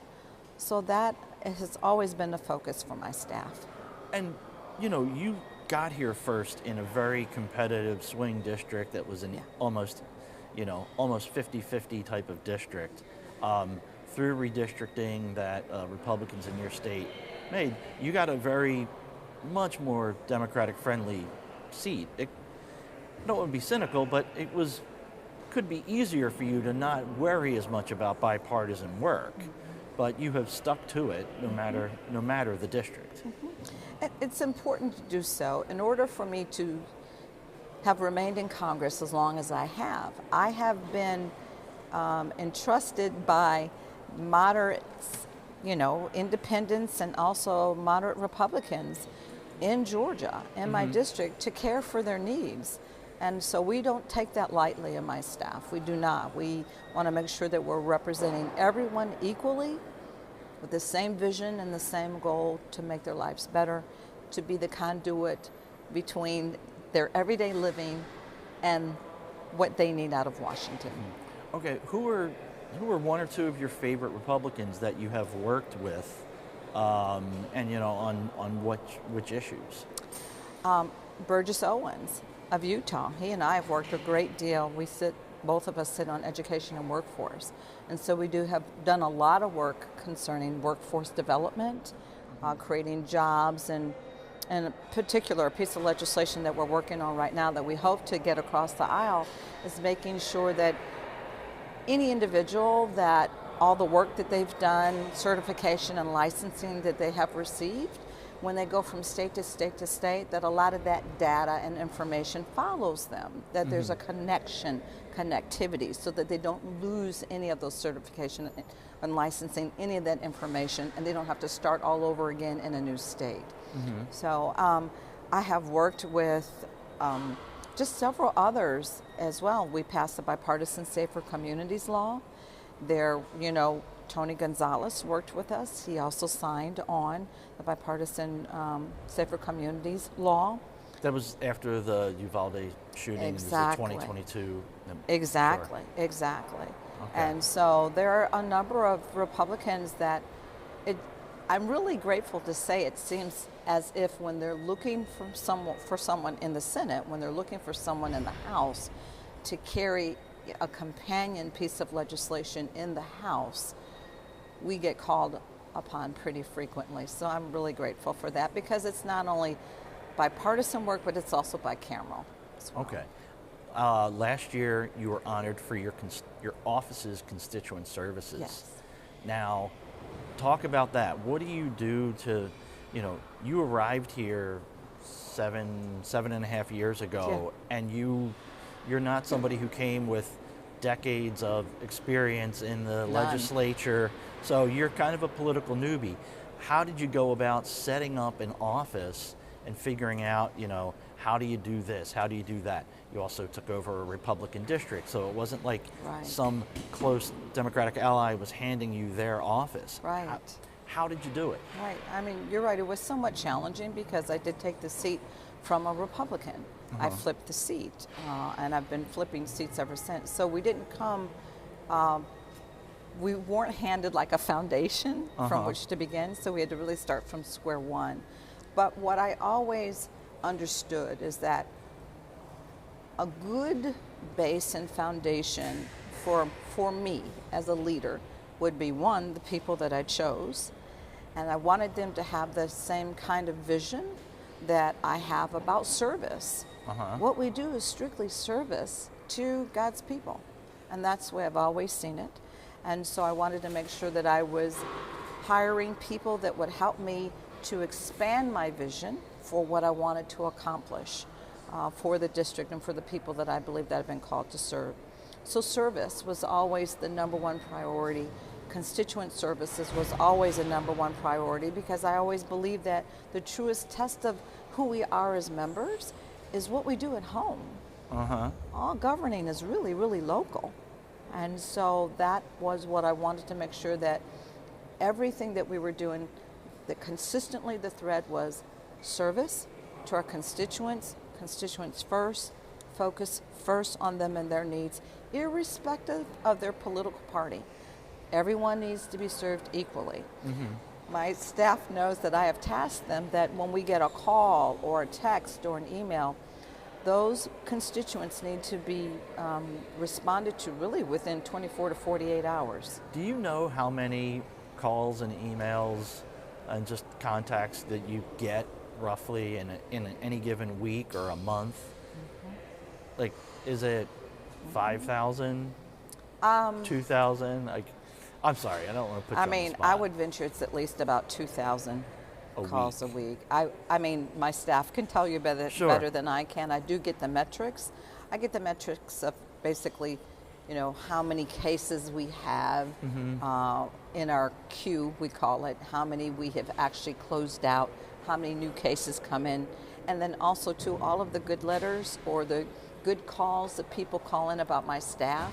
I get also those as well, so I get to see who is really taking such good care. You have a special file, essentially, for good staff? Yeah, yeah. That's so I get the letters that, you know, when people say, I'm so grateful for such and such, you know, they actually give those to me as well, so I can actually see the difference that we're making for our constituents. What would you do to try and make this place work better and to have more people that are, you know, getting honored every year by the Congressional Management Foundation, to get people that are working on better constituent services? Is there something that you could do that would, you know, Burgess Owens, you mentioned him, he's retiring. I know. I feel like there are lots of people who are retiring who are those types that you might seek out to work with. So how would you improve this place? Well, I do sit on it's a bipartisan committee group for the modernization of Congress. Oh, I love the modernization committee. Derek Kilmer started that 7.5 years ago. Exactly, and Derek, I worked briefly with Derek while he was on this committee. And so I would say, you know, we have discussions all the time of what we want to see here on the Hill to make things better for our constituents and better workplace environment. I would love to be able to have more balance in our committee work. Sure. I'm one of those that I feel guilty when I'm sitting in a particular committee. Both of my committees are meeting at the same time. I sit on Judiciary and Education and Workforce, and I might have a bill markup, both of them at the same time. I feel guilty running back and forth in between the two, because I truly believe, how am I to truly serve my constituents if I'm not really there paying attention? I'm not really there in the communicating with my Republican colleagues, having civil debate. I mean, if I'm not there because I'm so taken by other committees, I feel guilty about that. So I would love for us to have more balance as to how we're able to do our committee work. Also, too, I think we are only at home 1 week a month. And I would love to have us have a little bit more time at home, because, as I said, I believe the truest sense of our governing is what we do at home. And so when we are home that 1 week, I know most of us, Republicans, Democrats, it doesn't matter, we are furiously running around trying to make sure that we're meeting with our constituents, going to our town halls, doing all the things that we need to do, but we have such limited time to do it. So Derek Kilmer told me something, and I didn't believe him, and I had to pull out a calendar and work through the days of the week, because it sounds insane. You can fix the calendar in a way in which you have more time in Washington and more time at home. If you did 2 straight weeks here, come in on like a Monday afternoon, then go all the way till Friday, start the next Monday morning, fly out that Friday, you end up with more legislative days than you would in this truncated thing. and then you end up with like 16 or 17 days at home. We just talked about that the other night at our bipartisan, modernization meeting. We just talked about that. And so that is something that we hope to be able to present. We'd like to be able to present because we want to make sure that we're balanced in our governing here as well as at home. I think, our constituents deserve that, and I think that we're better legislators when we're able to balance our work that way. And helping out staff is always Absolutely, important. it helps staff as well. There's a kind of secret room on the second floor here, Cannon, that I just discovered a week or so ago. That is just a staff-only meeting room. You have to have a badge to get in, and it looks like an airport VIP lounge. It's got nice sofas. I don't even think you can get in there unless one of you. You didn't even know about it. I didn't know about it. I got brought in by a staffer, and it's really nice because you all have small offices, and if you've got 3 or 4 offices that are working on something, and they got 5 or 6 LAs that want to meet, where are they going to go? Exactly. They now have a room. Exactly. Well, I don't know if my staff partakes in that room. I hope they do. Okay. They'd have to come from Rayburn, though, over here. All right. Well, you got to open one up in Rayburn. All right. Well, listen, congratulations. Thank you. It's a great honor. Now you've got to win something next year, too. You got to keep this running 3 years in a row. We have a wonderful chief of staff. Maybe, All right. All right. Well, listen, everyone, thank you very much. We'll be right back with 535. Thank you. You're watching 535, and we'll be right back. A simple blood test can detect Alzheimer's years before symptoms appear. Congress can connect Americans to early, accurate dementia diagnosis by supporting the Bipartisan Alzheimer's Screening and Prevention Act, allowing Medicare to cover blood-based Alzheimer's screening. Congress has acted to cover mammograms and other life-saving screenings. Now it can redefine Alzheimer's care, unlocking early detection and access to FDA-approved treatments when they work best. Congress, it's up to you. Paid for by the Alzheimer's Association. Congressman Moliner, thank you so much for being here. My pleasure. Appreciate you having me. Can you explain to people where your district is and what kind of district it is? What do they grow in your district? And is that a big job industry in your district? Talk to me about this bill you have. It's called the Farms Act. What exactly is the problem you're trying to solve with it? Is this something that the administration could address on their own, or does it need to require Congress to pass a law to really fix it? Is this bipartisan at all? Do you have Democratic support? So what's the brass tacks here? Who's your counterpart in the Senate, and what is the path forward you see for this legislation? Oh my gosh. Let me think about that.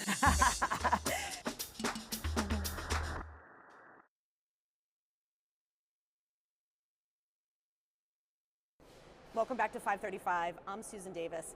And how many times have you heard some version of this sentence? The debt and the deficit are out of control. Pennsylvania Congressman Lloyd Smucker has some ideas about what the country should do about it. Congressman, thanks for coming on 535. Thanks for having me. So I think as we sit here today, at my last Google, the national debt is approaching $40 trillion. Congress regularly, year over year, runs up $1 trillion plus deficits. In recent years, it seems like interest in cutting the debt and deficit has waned. Why do you care so much? Well, because the pathway that we're currently on is completely unsustainable. It's already affecting every American every day. They may not be aware of that, but it is, and it will certainly be affecting future generations. And I think we're responsible, every generation is responsible to ensure that the opportunities that we've had, the opportunity to, we generally expect the American dream is we do better than than our parents before us and our grandparents before them. I think that is at risk if we don't change the fiscal trajectory. I think of it this way. Just this past year, we've taken in $5 trillion and spent $7. And those are numbers that really aren't fathomable. But I tell people, think about it. Just take some zeros off of that and think about if your family spent earned $50,000 in a given year and spent $70 and put the rest on their credit card.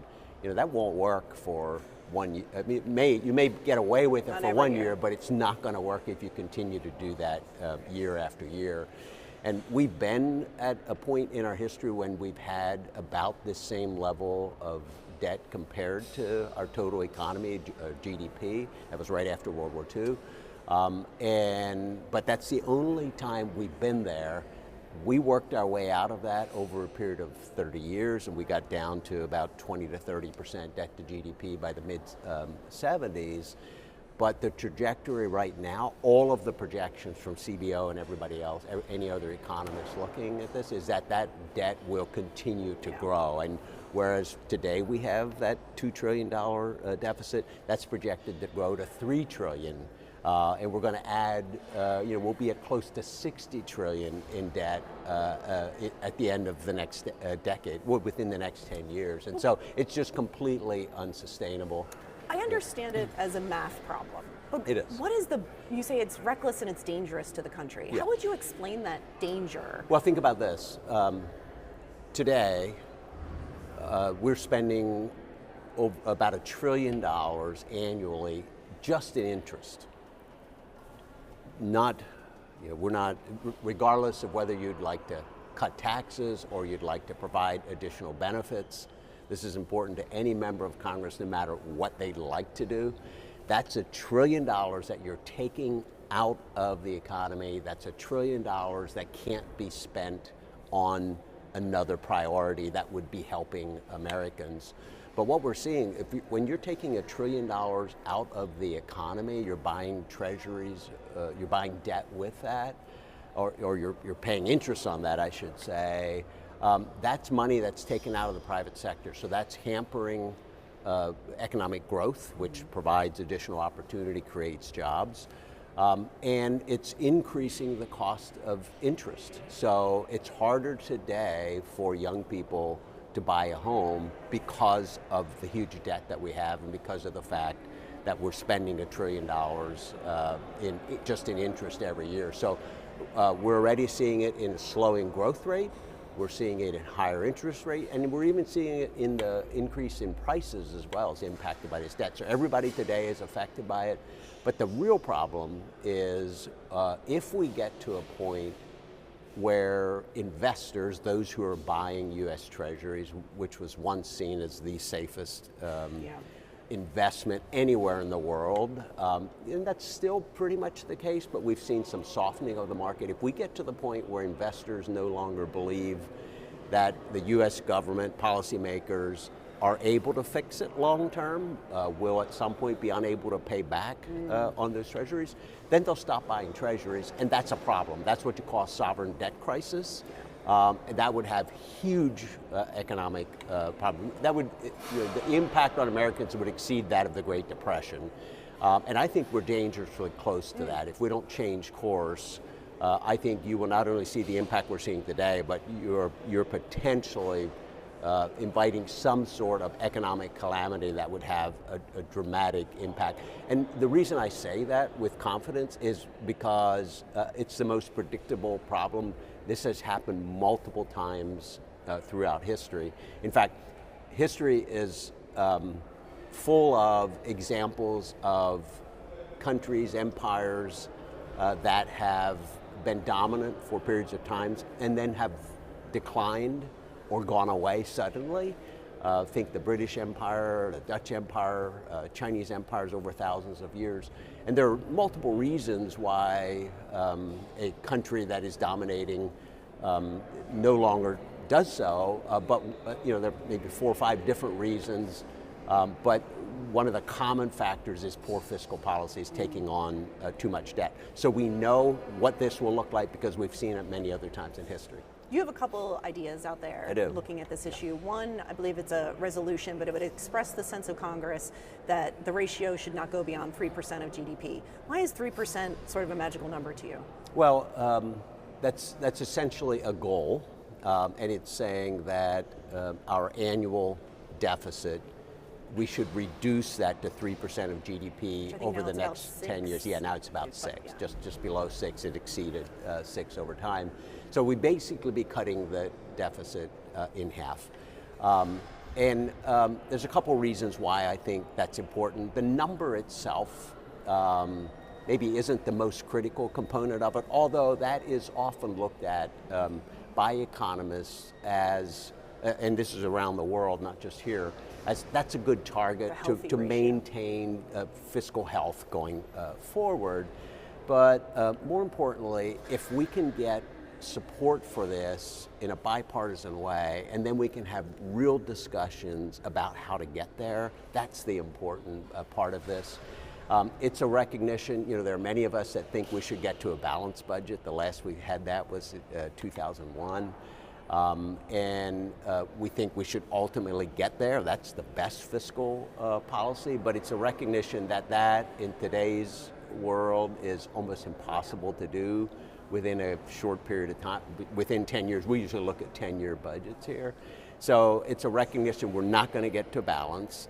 Republicans, and particularly my side of the aisle, have often passed budgets that show we get to balance, but they just simply aren't realistic. No. And so we haven't been able to get those passed on the floor. We want to put forward a pathway that is realistic and hopefully has bipartisan support. So this resolution will be most effective if we're able to pass it out of Budget Committee and on the floor with that strong bipartisan support. And then we'll have a lot of debate about exactly how to get there. Yeah. But it's really, really important that we set that goal, set that priority, and everyone recognizes that's really, really important to the future. As someone who's had the pleasure and the pain of having to cover many of these budget fights over the years, most notably the 2011 Budget Act that was largely, washed away in the years since, the thing I always go back to is, Congress already knows what needs to be done. Like, the answers to this question have always been very clear. The problem is the political will to do it. Well, I think true. What you said is definitely true. You do have a math problem. I think you already said that. You also have a political problem, because when you make these kinds of changes, it will affect programs. And of course, the argument is that this will help to stabilize programs that individuals rely on. But so it's a math problem, and it's a political problem. But what it's going to take, I think, is us really coming together in a bipartisan way. That's, I think, the only way that we can really resolve it. And maybe I'll make two other quick points. So I think the American people really need to understand how important this is and what happens if we don't fix it. And then they'll be demanding of their members of Congress that we come together and fix it. So that's really, really important. This will be devastating if we don't solve it. And no one knows exactly when that'll occur. I think sooner rather than later. But then the other, I think, important thing to mention is that it's still solvable. We don't need to solve it all at once, but we have to just start moving in the right direction. I already mentioned after World War II, it took 30 years, that's 3 decades, to really get it down to what I think was very healthy, a deficit at that point, and debt to GDP. But if we're moving in the right direction, we continue to maintain investors' confidence in U.S. Treasuries. We buy ourselves time, and we can continue to work it down. And so it's still very much solvable. But the longer we wait, the harder it is to do that, and the greater the risk of an economic calamity. Although realistically, do you get the sense that President Trump has much interest in this? Because, look, he's a president who likes to cut taxes and spend money. He's not a particularly deficit-minded president. He wasn't in his first term, and he's not now. So sure. You don't get the sense that this issue is at least a top priority for this White House. Right. I guess what I would say is I think the president has been really focused on driving stronger economic growth, which is really, really, you must have that. That's an important component. There are really only 3 ways to do this. Yeah. You drive stronger growth so that more revenue is coming in, or you increase rates to get additional revenue, or you cut spending. Yeah, that's really the only 3 ways. And I do give the president a lot of credit for really focusing on that economic growth that is not only beneficial to help reduce the debt long-term, reduce the deficit long-term, but it also provides that wage growth that we've seen and helps Americans. And so I think that's been his focus. I will say Secretary Bessent has talked about the debt, and he has talked about this 3% goal. As leading up to him taking office and being appointed as secretary, he talked about the importance of that. He still talks about that. So I think there are voices within the administration that really, truly understand the importance of getting our debt under control, and I hope that the administration continues to work not only economic growth, but also on solving the debt going forward. I believe you also have legislation regarding transparency and data around the debt. What else would that do, and what information would you like to see out more in the public sphere? Sure. So I want to see CBO really focusing on all of their scores, how that is going to impact the debt, and really I think the measure to watch is debt to GDP, because debt, you have to think of it in terms of how it relates to our total economy. So I think any information like that is very, very important to continue to talk to the American people about the situation we're in and why it's important that we resolve this. One of the other pieces of legislation that I've been working on for some time, and this is bipartisan as well, is creating a fiscal commission. We've moved that out of Budget Committee. We plan to do so again. We hope that gets passed on the floor, and we'd love to see strong bipartisan support for that. The most important part of the Fiscal Commission would be having that conversation with America, essentially, about, again, driving that awareness. I want Americans everywhere to be calling their member of Congress and asking them, why are you not doing something about the debt? This is affecting me today, it's affecting my kids' future, my grandkids' future. Solve this, we have to fix this. If we had that kind of public input, I think we could get this solved pretty quickly. Should Republicans keep the majority in this election, Speaker Johnson has made some comments recently that suggest that he might be interested in looking at entitlement spending, namely Social Security. You're on Ways and Means. Is that a good idea? We have to. When you look at that, I said spending 7, taking in 5, much of that spending is driven by our Social Security program, Medicare, which, by the way, are all going broke. And this is another thing that the public should understand, that if we don't stabilize, fix Social Security, ensure that we can keep the promises that have been made to Americans that have been paying into this system for their entire lives, that in just 6 years, it's coming up. I think it's the end of 2022 now, the Social Security trustees just came out with a new report, or 2032, I should say, not 2022. Closer and closer. Yeah. It's like 6 years away. What will happen is, if no change is made by Congress prior to that, the way the law is currently written, that we would only be able to pay out the money that we're taking in. The trust fund will be completely spent down by then. And right now they're predicting that the average Social Security recipient who's receiving the benefits would get 22% less than they're owed at that time. No, we can't allow that to happen. We've made promises based on, in the current law, we've made promises that individuals are relying on. We want to ensure that seniors are not living in poverty during their retirement. And so it's very, very important that we fix this to ensure that we can keep those promises.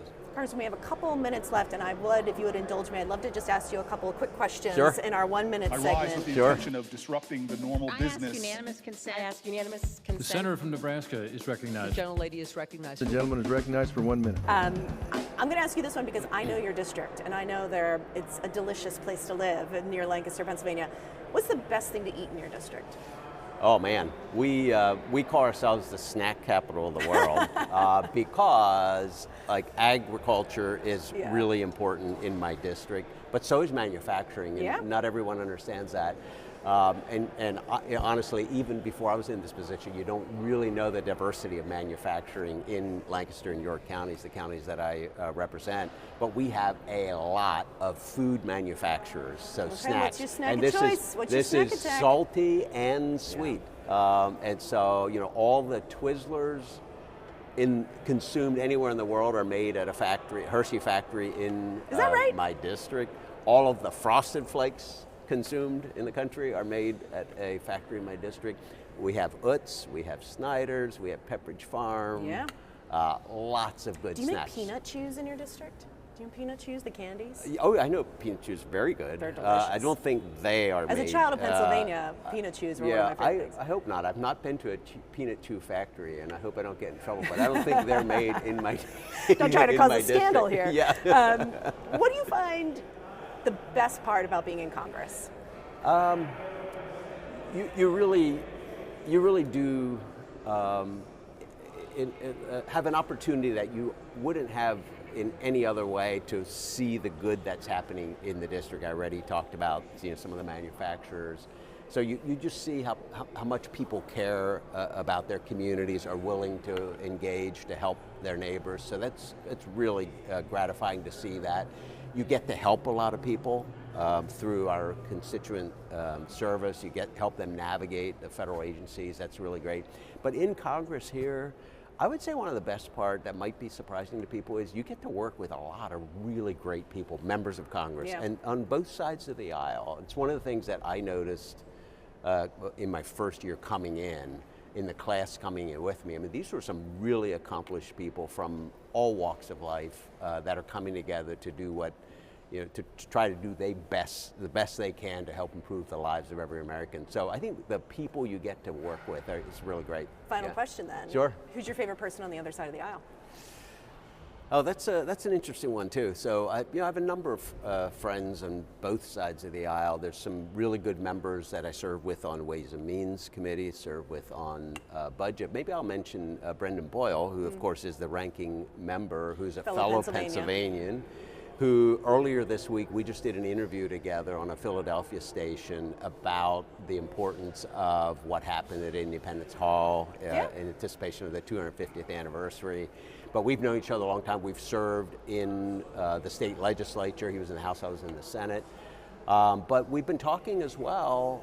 Next year I plan to I'll be on Budget Committee with him. I think he's done a great job as ranking member. I hope that one of us will be chair and the other will be a ranking member. I hope that we each hope us. Sure. Yeah. Different goals there. But in either case, we've talked about the importance of this issue.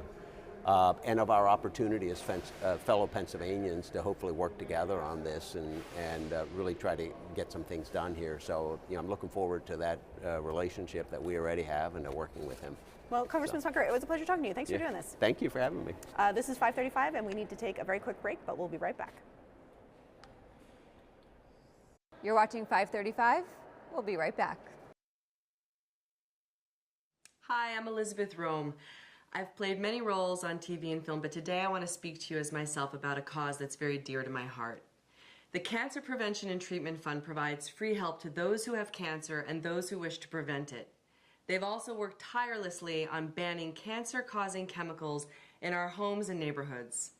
I want to thank them as a mom for protecting our families. Please donate today at the Cancer Prevention and Treatment Fund at stopcancerfund.com. I enlisted as a medic to be there to help my patients, and after an injury, I found myself as a patient. I experienced post-traumatic seizures. Depression is a big one that comes along with it, PTSD. So I pursued my PhD in neuroscience and regenerative medicine. The coalition has helped fund my academic pursuits. They genuinely care about helping the vet in whatever way that they can. Through supporting the coalition, you're supporting some of the veterans that have the biggest needs. Visit saluteheroes.org to learn more.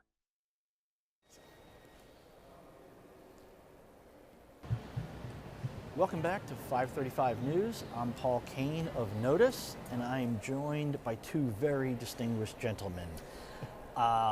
Longtime friends and experts that I rely on for all sorts of things about state government, state elections, federal elections. Reed Wilson, editor of Pluribus News, State Affairs. Nathan Gonzalez, editor of Inside Elections. First of all, explain to us what each of your publications is and sort of what your focus is on. Sure. So Pluribus News is the only independent, nonpartisan news outlet in the country that specifically covers state legislatures. We cover all 50. We're a part of the State Affairs family, which has newsrooms in 14 states, and we're going to be expanding to all 50. So at a time when the number of State House reporters is declining all over the country, we're actually investing in putting people back in state capitals. All right. And Inside Elections. Inside Elections, we provide nonpartisan analysis of House, Senate, governor, presidential races. Try to do it in a nonpartisan, data-driven, and accessible way. For those people that have been in the Washington crowd for a while, it is what used to be the Rothenberg Political Report, but we've been Inside Elections for 10 years. Have a new website, still working out some kinks, but people should check it out. Yeah, and the great thing about the ratings is it's not like the Nate Silver arrow, the New York Times needle, which moves back and forth, and Nate Silver's percentage of X, Y, and Z. There's just basic toss-up, lean Democrat, lean Republican. You can look at the ratings chart and sort of have a basic understanding without getting into the minutia of why is this a 78% certainty? So, all right, Nathan, first, just state of play in terms of congressional races, the House and the Senate. What are we looking at as, for the possibility for next year's Congress? Right now it looks like a traditional midterm election where the president's party is at risk of losing the power that they have because the president is unpopular. Depending on what average you're looking at, Nate Silver, president's at about 39% job approval rating, and that is a danger sign for Republicans being in control of the House and the Senate. Dividing those up, Democrats have a better chance of winning the House of Representatives. They only need 3 out of 435 to gain 3 out of 435. Redistricting has complicated things a little bit, but Democrats, I would say, are slight favorites to win the House. The Senate is more complicated. I'd give Republicans the slight favorites to holding the Senate because it's about the specific states. Yeah. And Democrats are going to have to win at least 2, maybe 3 or 4 Republican states to get the 4 that they need for 51. Republican states, we're talking places that went by 10, 12, 14 points in favor of Trump. They're going to have to win at least 2 of Iowa, Ohio, Alaska, Nebraska, Texas, throw South Carolina in the mix. And at least 2, if they lose Michigan, which they already have, then they're going to have to win another Republican state. Or if they lose Georgia, which is less likely, but it's just a more difficult proposition because it's a state-by-state battle, not a national election. Yeah. All right, governor's races specifically, and any state legislatures that we need to watch. Yeah, we'll start with the governor's races. There are 36 up this year, and 19 of those are open seats. So we're going to have a lot of new governors coming in next year. A lot of these states overlap in terms of the races to watch, right? Nevada, Arizona, the 2 really endangered incumbents, Nevada Governor Joe Lombardo, Arizona Governor Katie Hobbs, the Democrat and Republican states that are swing states at the presidential level, at the Senate level, and of course at the governor's level too. The number of open seats makes this sort of primary season really fascinating because there's this sort of wave of the Trump legislators who have come here to D.C. In Congress. A lot of them are running for governor this time. And so we're going to see sort of a test of whether the Donald Trump model works at the state level and what sort of the future of the Republican Party is going to be. When you're talking about state legislatures, again, tons of overlap. Michigan is one of the few states that's divided control right now between a Republican-held House and a Democratic-controlled state Senate. Minnesota has a divided state House, evenly split between Democrats and Republicans. Pennsylvania, one of the other states too, Democratic House, Republican Senate. And Arizona is going to be a close state legislative battle as well. Republicans hold majorities in both chambers, but it's a really narrow majority, and whoever wins that governor's race is probably also going to sweep in a majority with them. Sorry to put you on the spot with exact math, but where have we landed in redistricting in which, how many Republican seats that are currently held by Republicans were won by Kamala Harris 2 years ago, and then how many Democratic seats were won by Trump? Because I don't have that specific number, but I would say that overall on the net, when you combine the states that Republicans redrew, along with a couple of favorable court decisions, one at the state level in Virginia and the Supreme Court, I would say Republicans gained an advantage in an additional high single digits number of seats. So to put that though into our range, right now we expect Democrats to gain between 2 and 10 House seats. If redistricting hadn't have played out the way it did, I would say our range would probably be closer to 10 to 20 for Democratic gains, but that number has come down because of what Republicans did. And I don't think it's an exact number in terms of how many Republicans the advantage, because you still have to run these races. And Texas, for example, Republicans may have relied too much on the 2024 results when drawing these and made assumptions about the Hispanic coalition or Hispanic voters that may not apply to 2026. Yeah, sure. In terms of the trends, what are you seeing right now? You were just talking about like the Trump model. There have been a couple of gubernatorial primaries, where members of Congress went home thinking that they could coast into the governor's office and then ended up losing. Yeah. How much anti-Washington vibes are there right now? And in both, is it a both party situation? I think it is, and I was on the phone with some gubernatorial strategists a couple of days ago talking about that exact thing. Bringing Washington back to your home state is not a terribly popular thing right now, and the number of races where Democrats and Republicans are going to nominate members of Congress, that could throw some spanners in the works and cause some problems come November. Outsiders are really popular right now, and it goes beyond just DC. Even state capital insiders are are pretty unpopular. The very powerful Senate president in North Carolina, Phil Berger, lost his primary for re-election. The very powerful Senate president in Utah, Stuart Adams, lost his re-election. We're seeing a ton of turnover at the legislative level. Even these members of Congress who have been, who are popular in their home districts are going to go home and run. And Michael Bennet has lost his gubernatorial primary. Tommy Thompson and Marsha Blackburn, they're going to win their primaries, but Amy Klobuchar as well. She's going to win she's already won her primary. But once we get, she hasn't won it yet, but she's going to win when Minnesota holds its primary in a couple of weeks here. But bottom line, come back to your home state with a title in front of your name that's representative or senator. It's harder to win now than it has been in recent years. I feel like over historical terms, we've seen more people titled governor coming to DC as senators. Yeah. Now, trying to go the other way, it's not easy. So if you're sitting in Maine, trying to tell the insiders, the 600 or so insiders who are going to pick a replacement nominee in Maine, are you saying to them, folks, to pick the beer guy because he's an outsider? He doesn't look or sound like a politician right now.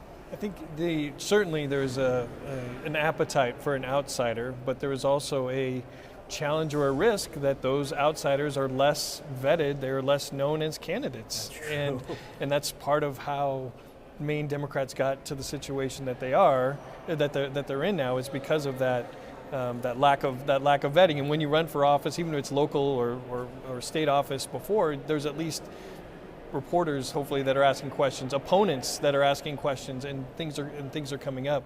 And so, but in Maine, Democrats, I think, are wrestling in Maine with what they're wrestling with nationwide, is that Democrats want to win, but there is more of an appetite for shifting left. Yeah. And also having fresh faces. And so how does that all turn out in Maine or elsewhere is a big question. Yeah. Okay, so one of the things about midterms, you're looking at past midterms. We're used to those really big shifts. 2010, Republicans gained 63 seats. In 2018, Democrats gained 41. But I feel as if everything has sort of moved into the middle. Mitch McConnell used to talk about politics is inside the 40-yard lines. It now feels like you're inside the 48-yard lines. Yeah, right. Democrats are starting at, with all vacancies filled, they'd be starting at 215. Well, they were down at 194, 195 8 years ago. When John Boehner and his folks 16 years ago won, they had only like 178 seats. So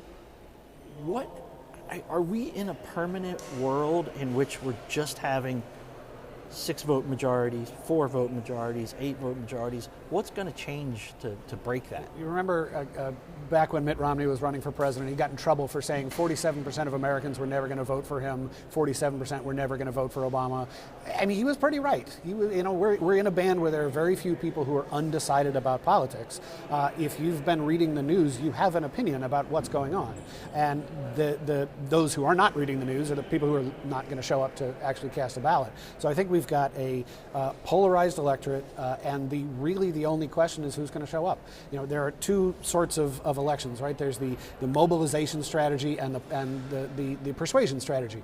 Democrats and Republicans aren't trying to persuade anybody anymore because they can't find anybody to persuade. So basically the whole strategy now is turn out your voters, who's going to show up to vote. And right now, to Nathan's point, I mean, the enthusiasm gap is real, it exists, and that I think that's why Democrats are in the position that they're in today. They would probably win the House back, but that can change, and we'll see how it goes. But bottom line, we're in a hyper-polarized environment. The redistricting strategies that both sides are using now and the software that they can use, eliminates every swing seat that you can possibly find. In the early 80s, more than a quarter of members of Congress represented a district that the other side's presidential candidate had won. Today, that number's what, a dozen? I mean, it's vanishingly few. And the old ugly districts that you used to see, the mistake by the lake, the earmuffs in Chicago, Donald Duck kicking, was it Donald Duck kicking Goofy or the other way around? Anyway, all those old maps. That was Pennsylvania. It was Pennsylvania. All the old maps, like the software is so good now that you can draw what looks like a perfectly reasonable map that is still ridiculously gerrymandered.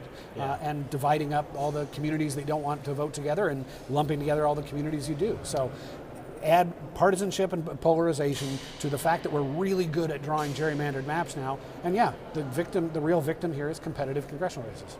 When we're thinking about, will the margins in Congress ever be large, right? I mean, that's kind of the fundamental question. Then to me, the question is, let's say 2026 is a good Democratic year. What does 2028 look like? Because it could go, history tells us it could go a couple different ways. There could be a bounce back for Republicans. Maybe, turnout is higher, overall, and Republicans are just more excited in the presidential year. But it could also just be a continuation of another Democratic year. So, for example, in 2006, Democrats have a big year, came in, and 08 was a continuation with Obama being elected. Or we flip it back to 2012 or 2008, Republicans win. 2010, Democrats win, and then continue on to 2012. I'm reticent to, or it's hard to even know exactly what's going to happen this November. To then project to 2028, but I could see where Democrats could have a couple of good years in a row. Okay, we're basically almost out of time, but I want you each to sort of quickly do two things. What is the surprise race that we're not really thinking about? And then also, might be the same race, what's the sort of linchpin race where there's a governor's race where you go, if Democrats win that, it's a big night, or if Republicans win that, it's a good night for them. So we'll start with you. And on the governor's races, Nathan, you'll close it out with the congressional. Great. Let's take a look at a weird state that is that votes differently than any other, and that's Alaska. I mean, there are approximately 7,000 people running for governor in Alaska. They have a ranked choice voting system, a top 5, a relatively unpopular Republican governor going out, a coalition government in the state legislature run by both Democrats and Republicans. So if a Dem wins in Alaska, I guess by the time the votes come in Alaska, we're going to know everything else anyway. But if we get a Democratic governor of Alaska, or a Democratic governor of a state like Nebraska, where there's a former Republican running as an independent trying to get on the ballot there, some weird things can happen in sort of those multi-candidate situations. The real sort of tipping point moment, I think, is going to be in Nevada if Joe Lombardo can survive. He's not a Trump type Republican. No. He's good for the state. He was the only Republican to oust a Democratic incumbent 4 years ago, and there is nothing harder in American politics than beating a sitting governor. The share of governors who win re-election is north of 90%. So if he goes down to his Democratic opponent, Attorney General Aaron Ford, that's when I think we know that Republicans have had a really awful night. Nathan. Two quick things. Over the next couple of months, both parties are going to be polling the crap out of everything and trying to identify where they might be more vulnerable on defense and what might be some surprise offensive opportunities. But one district that comes to mind, because I just met with the Democratic candidate, his name is State Senator J.D. Ford in Indiana. He's actually running against Victoria Sparks. This is a Republican district. It's kind of wealthy suburbs of Indianapolis to more rural areas north toward Fort Wayne. But it's a Republican district, but it's the type of seat that if it's going to be a big Democratic year, then that could end up being a headache, both for national reasons and because Congresswoman Sparks kind of has some unique vulnerabilities that have always surrounded her. Yeah. All right, everybody. Thank you very much, you guys. We are closing out this week here at 5:35. Next week, you've got a whole great lineup of members. Salud Carvajal of California, Kat Kamek of Florida, House Minority Whip Catherine Clark, Steve Womack of Arkansas, George Whiteside, Diana Harshbarger, Amelia Sykes, and more. Plus prediction markets, we're going to focus on those, and lowering energy costs. Also, we'll have an interview with a former member who thinks members of Congress should get paid more. It'll be a great one. If it's important to the 535, it's important to us. On behalf of all of us here, I ask unanimous consent that we adjourn until next week. Hearing no objections, we shall adjourn.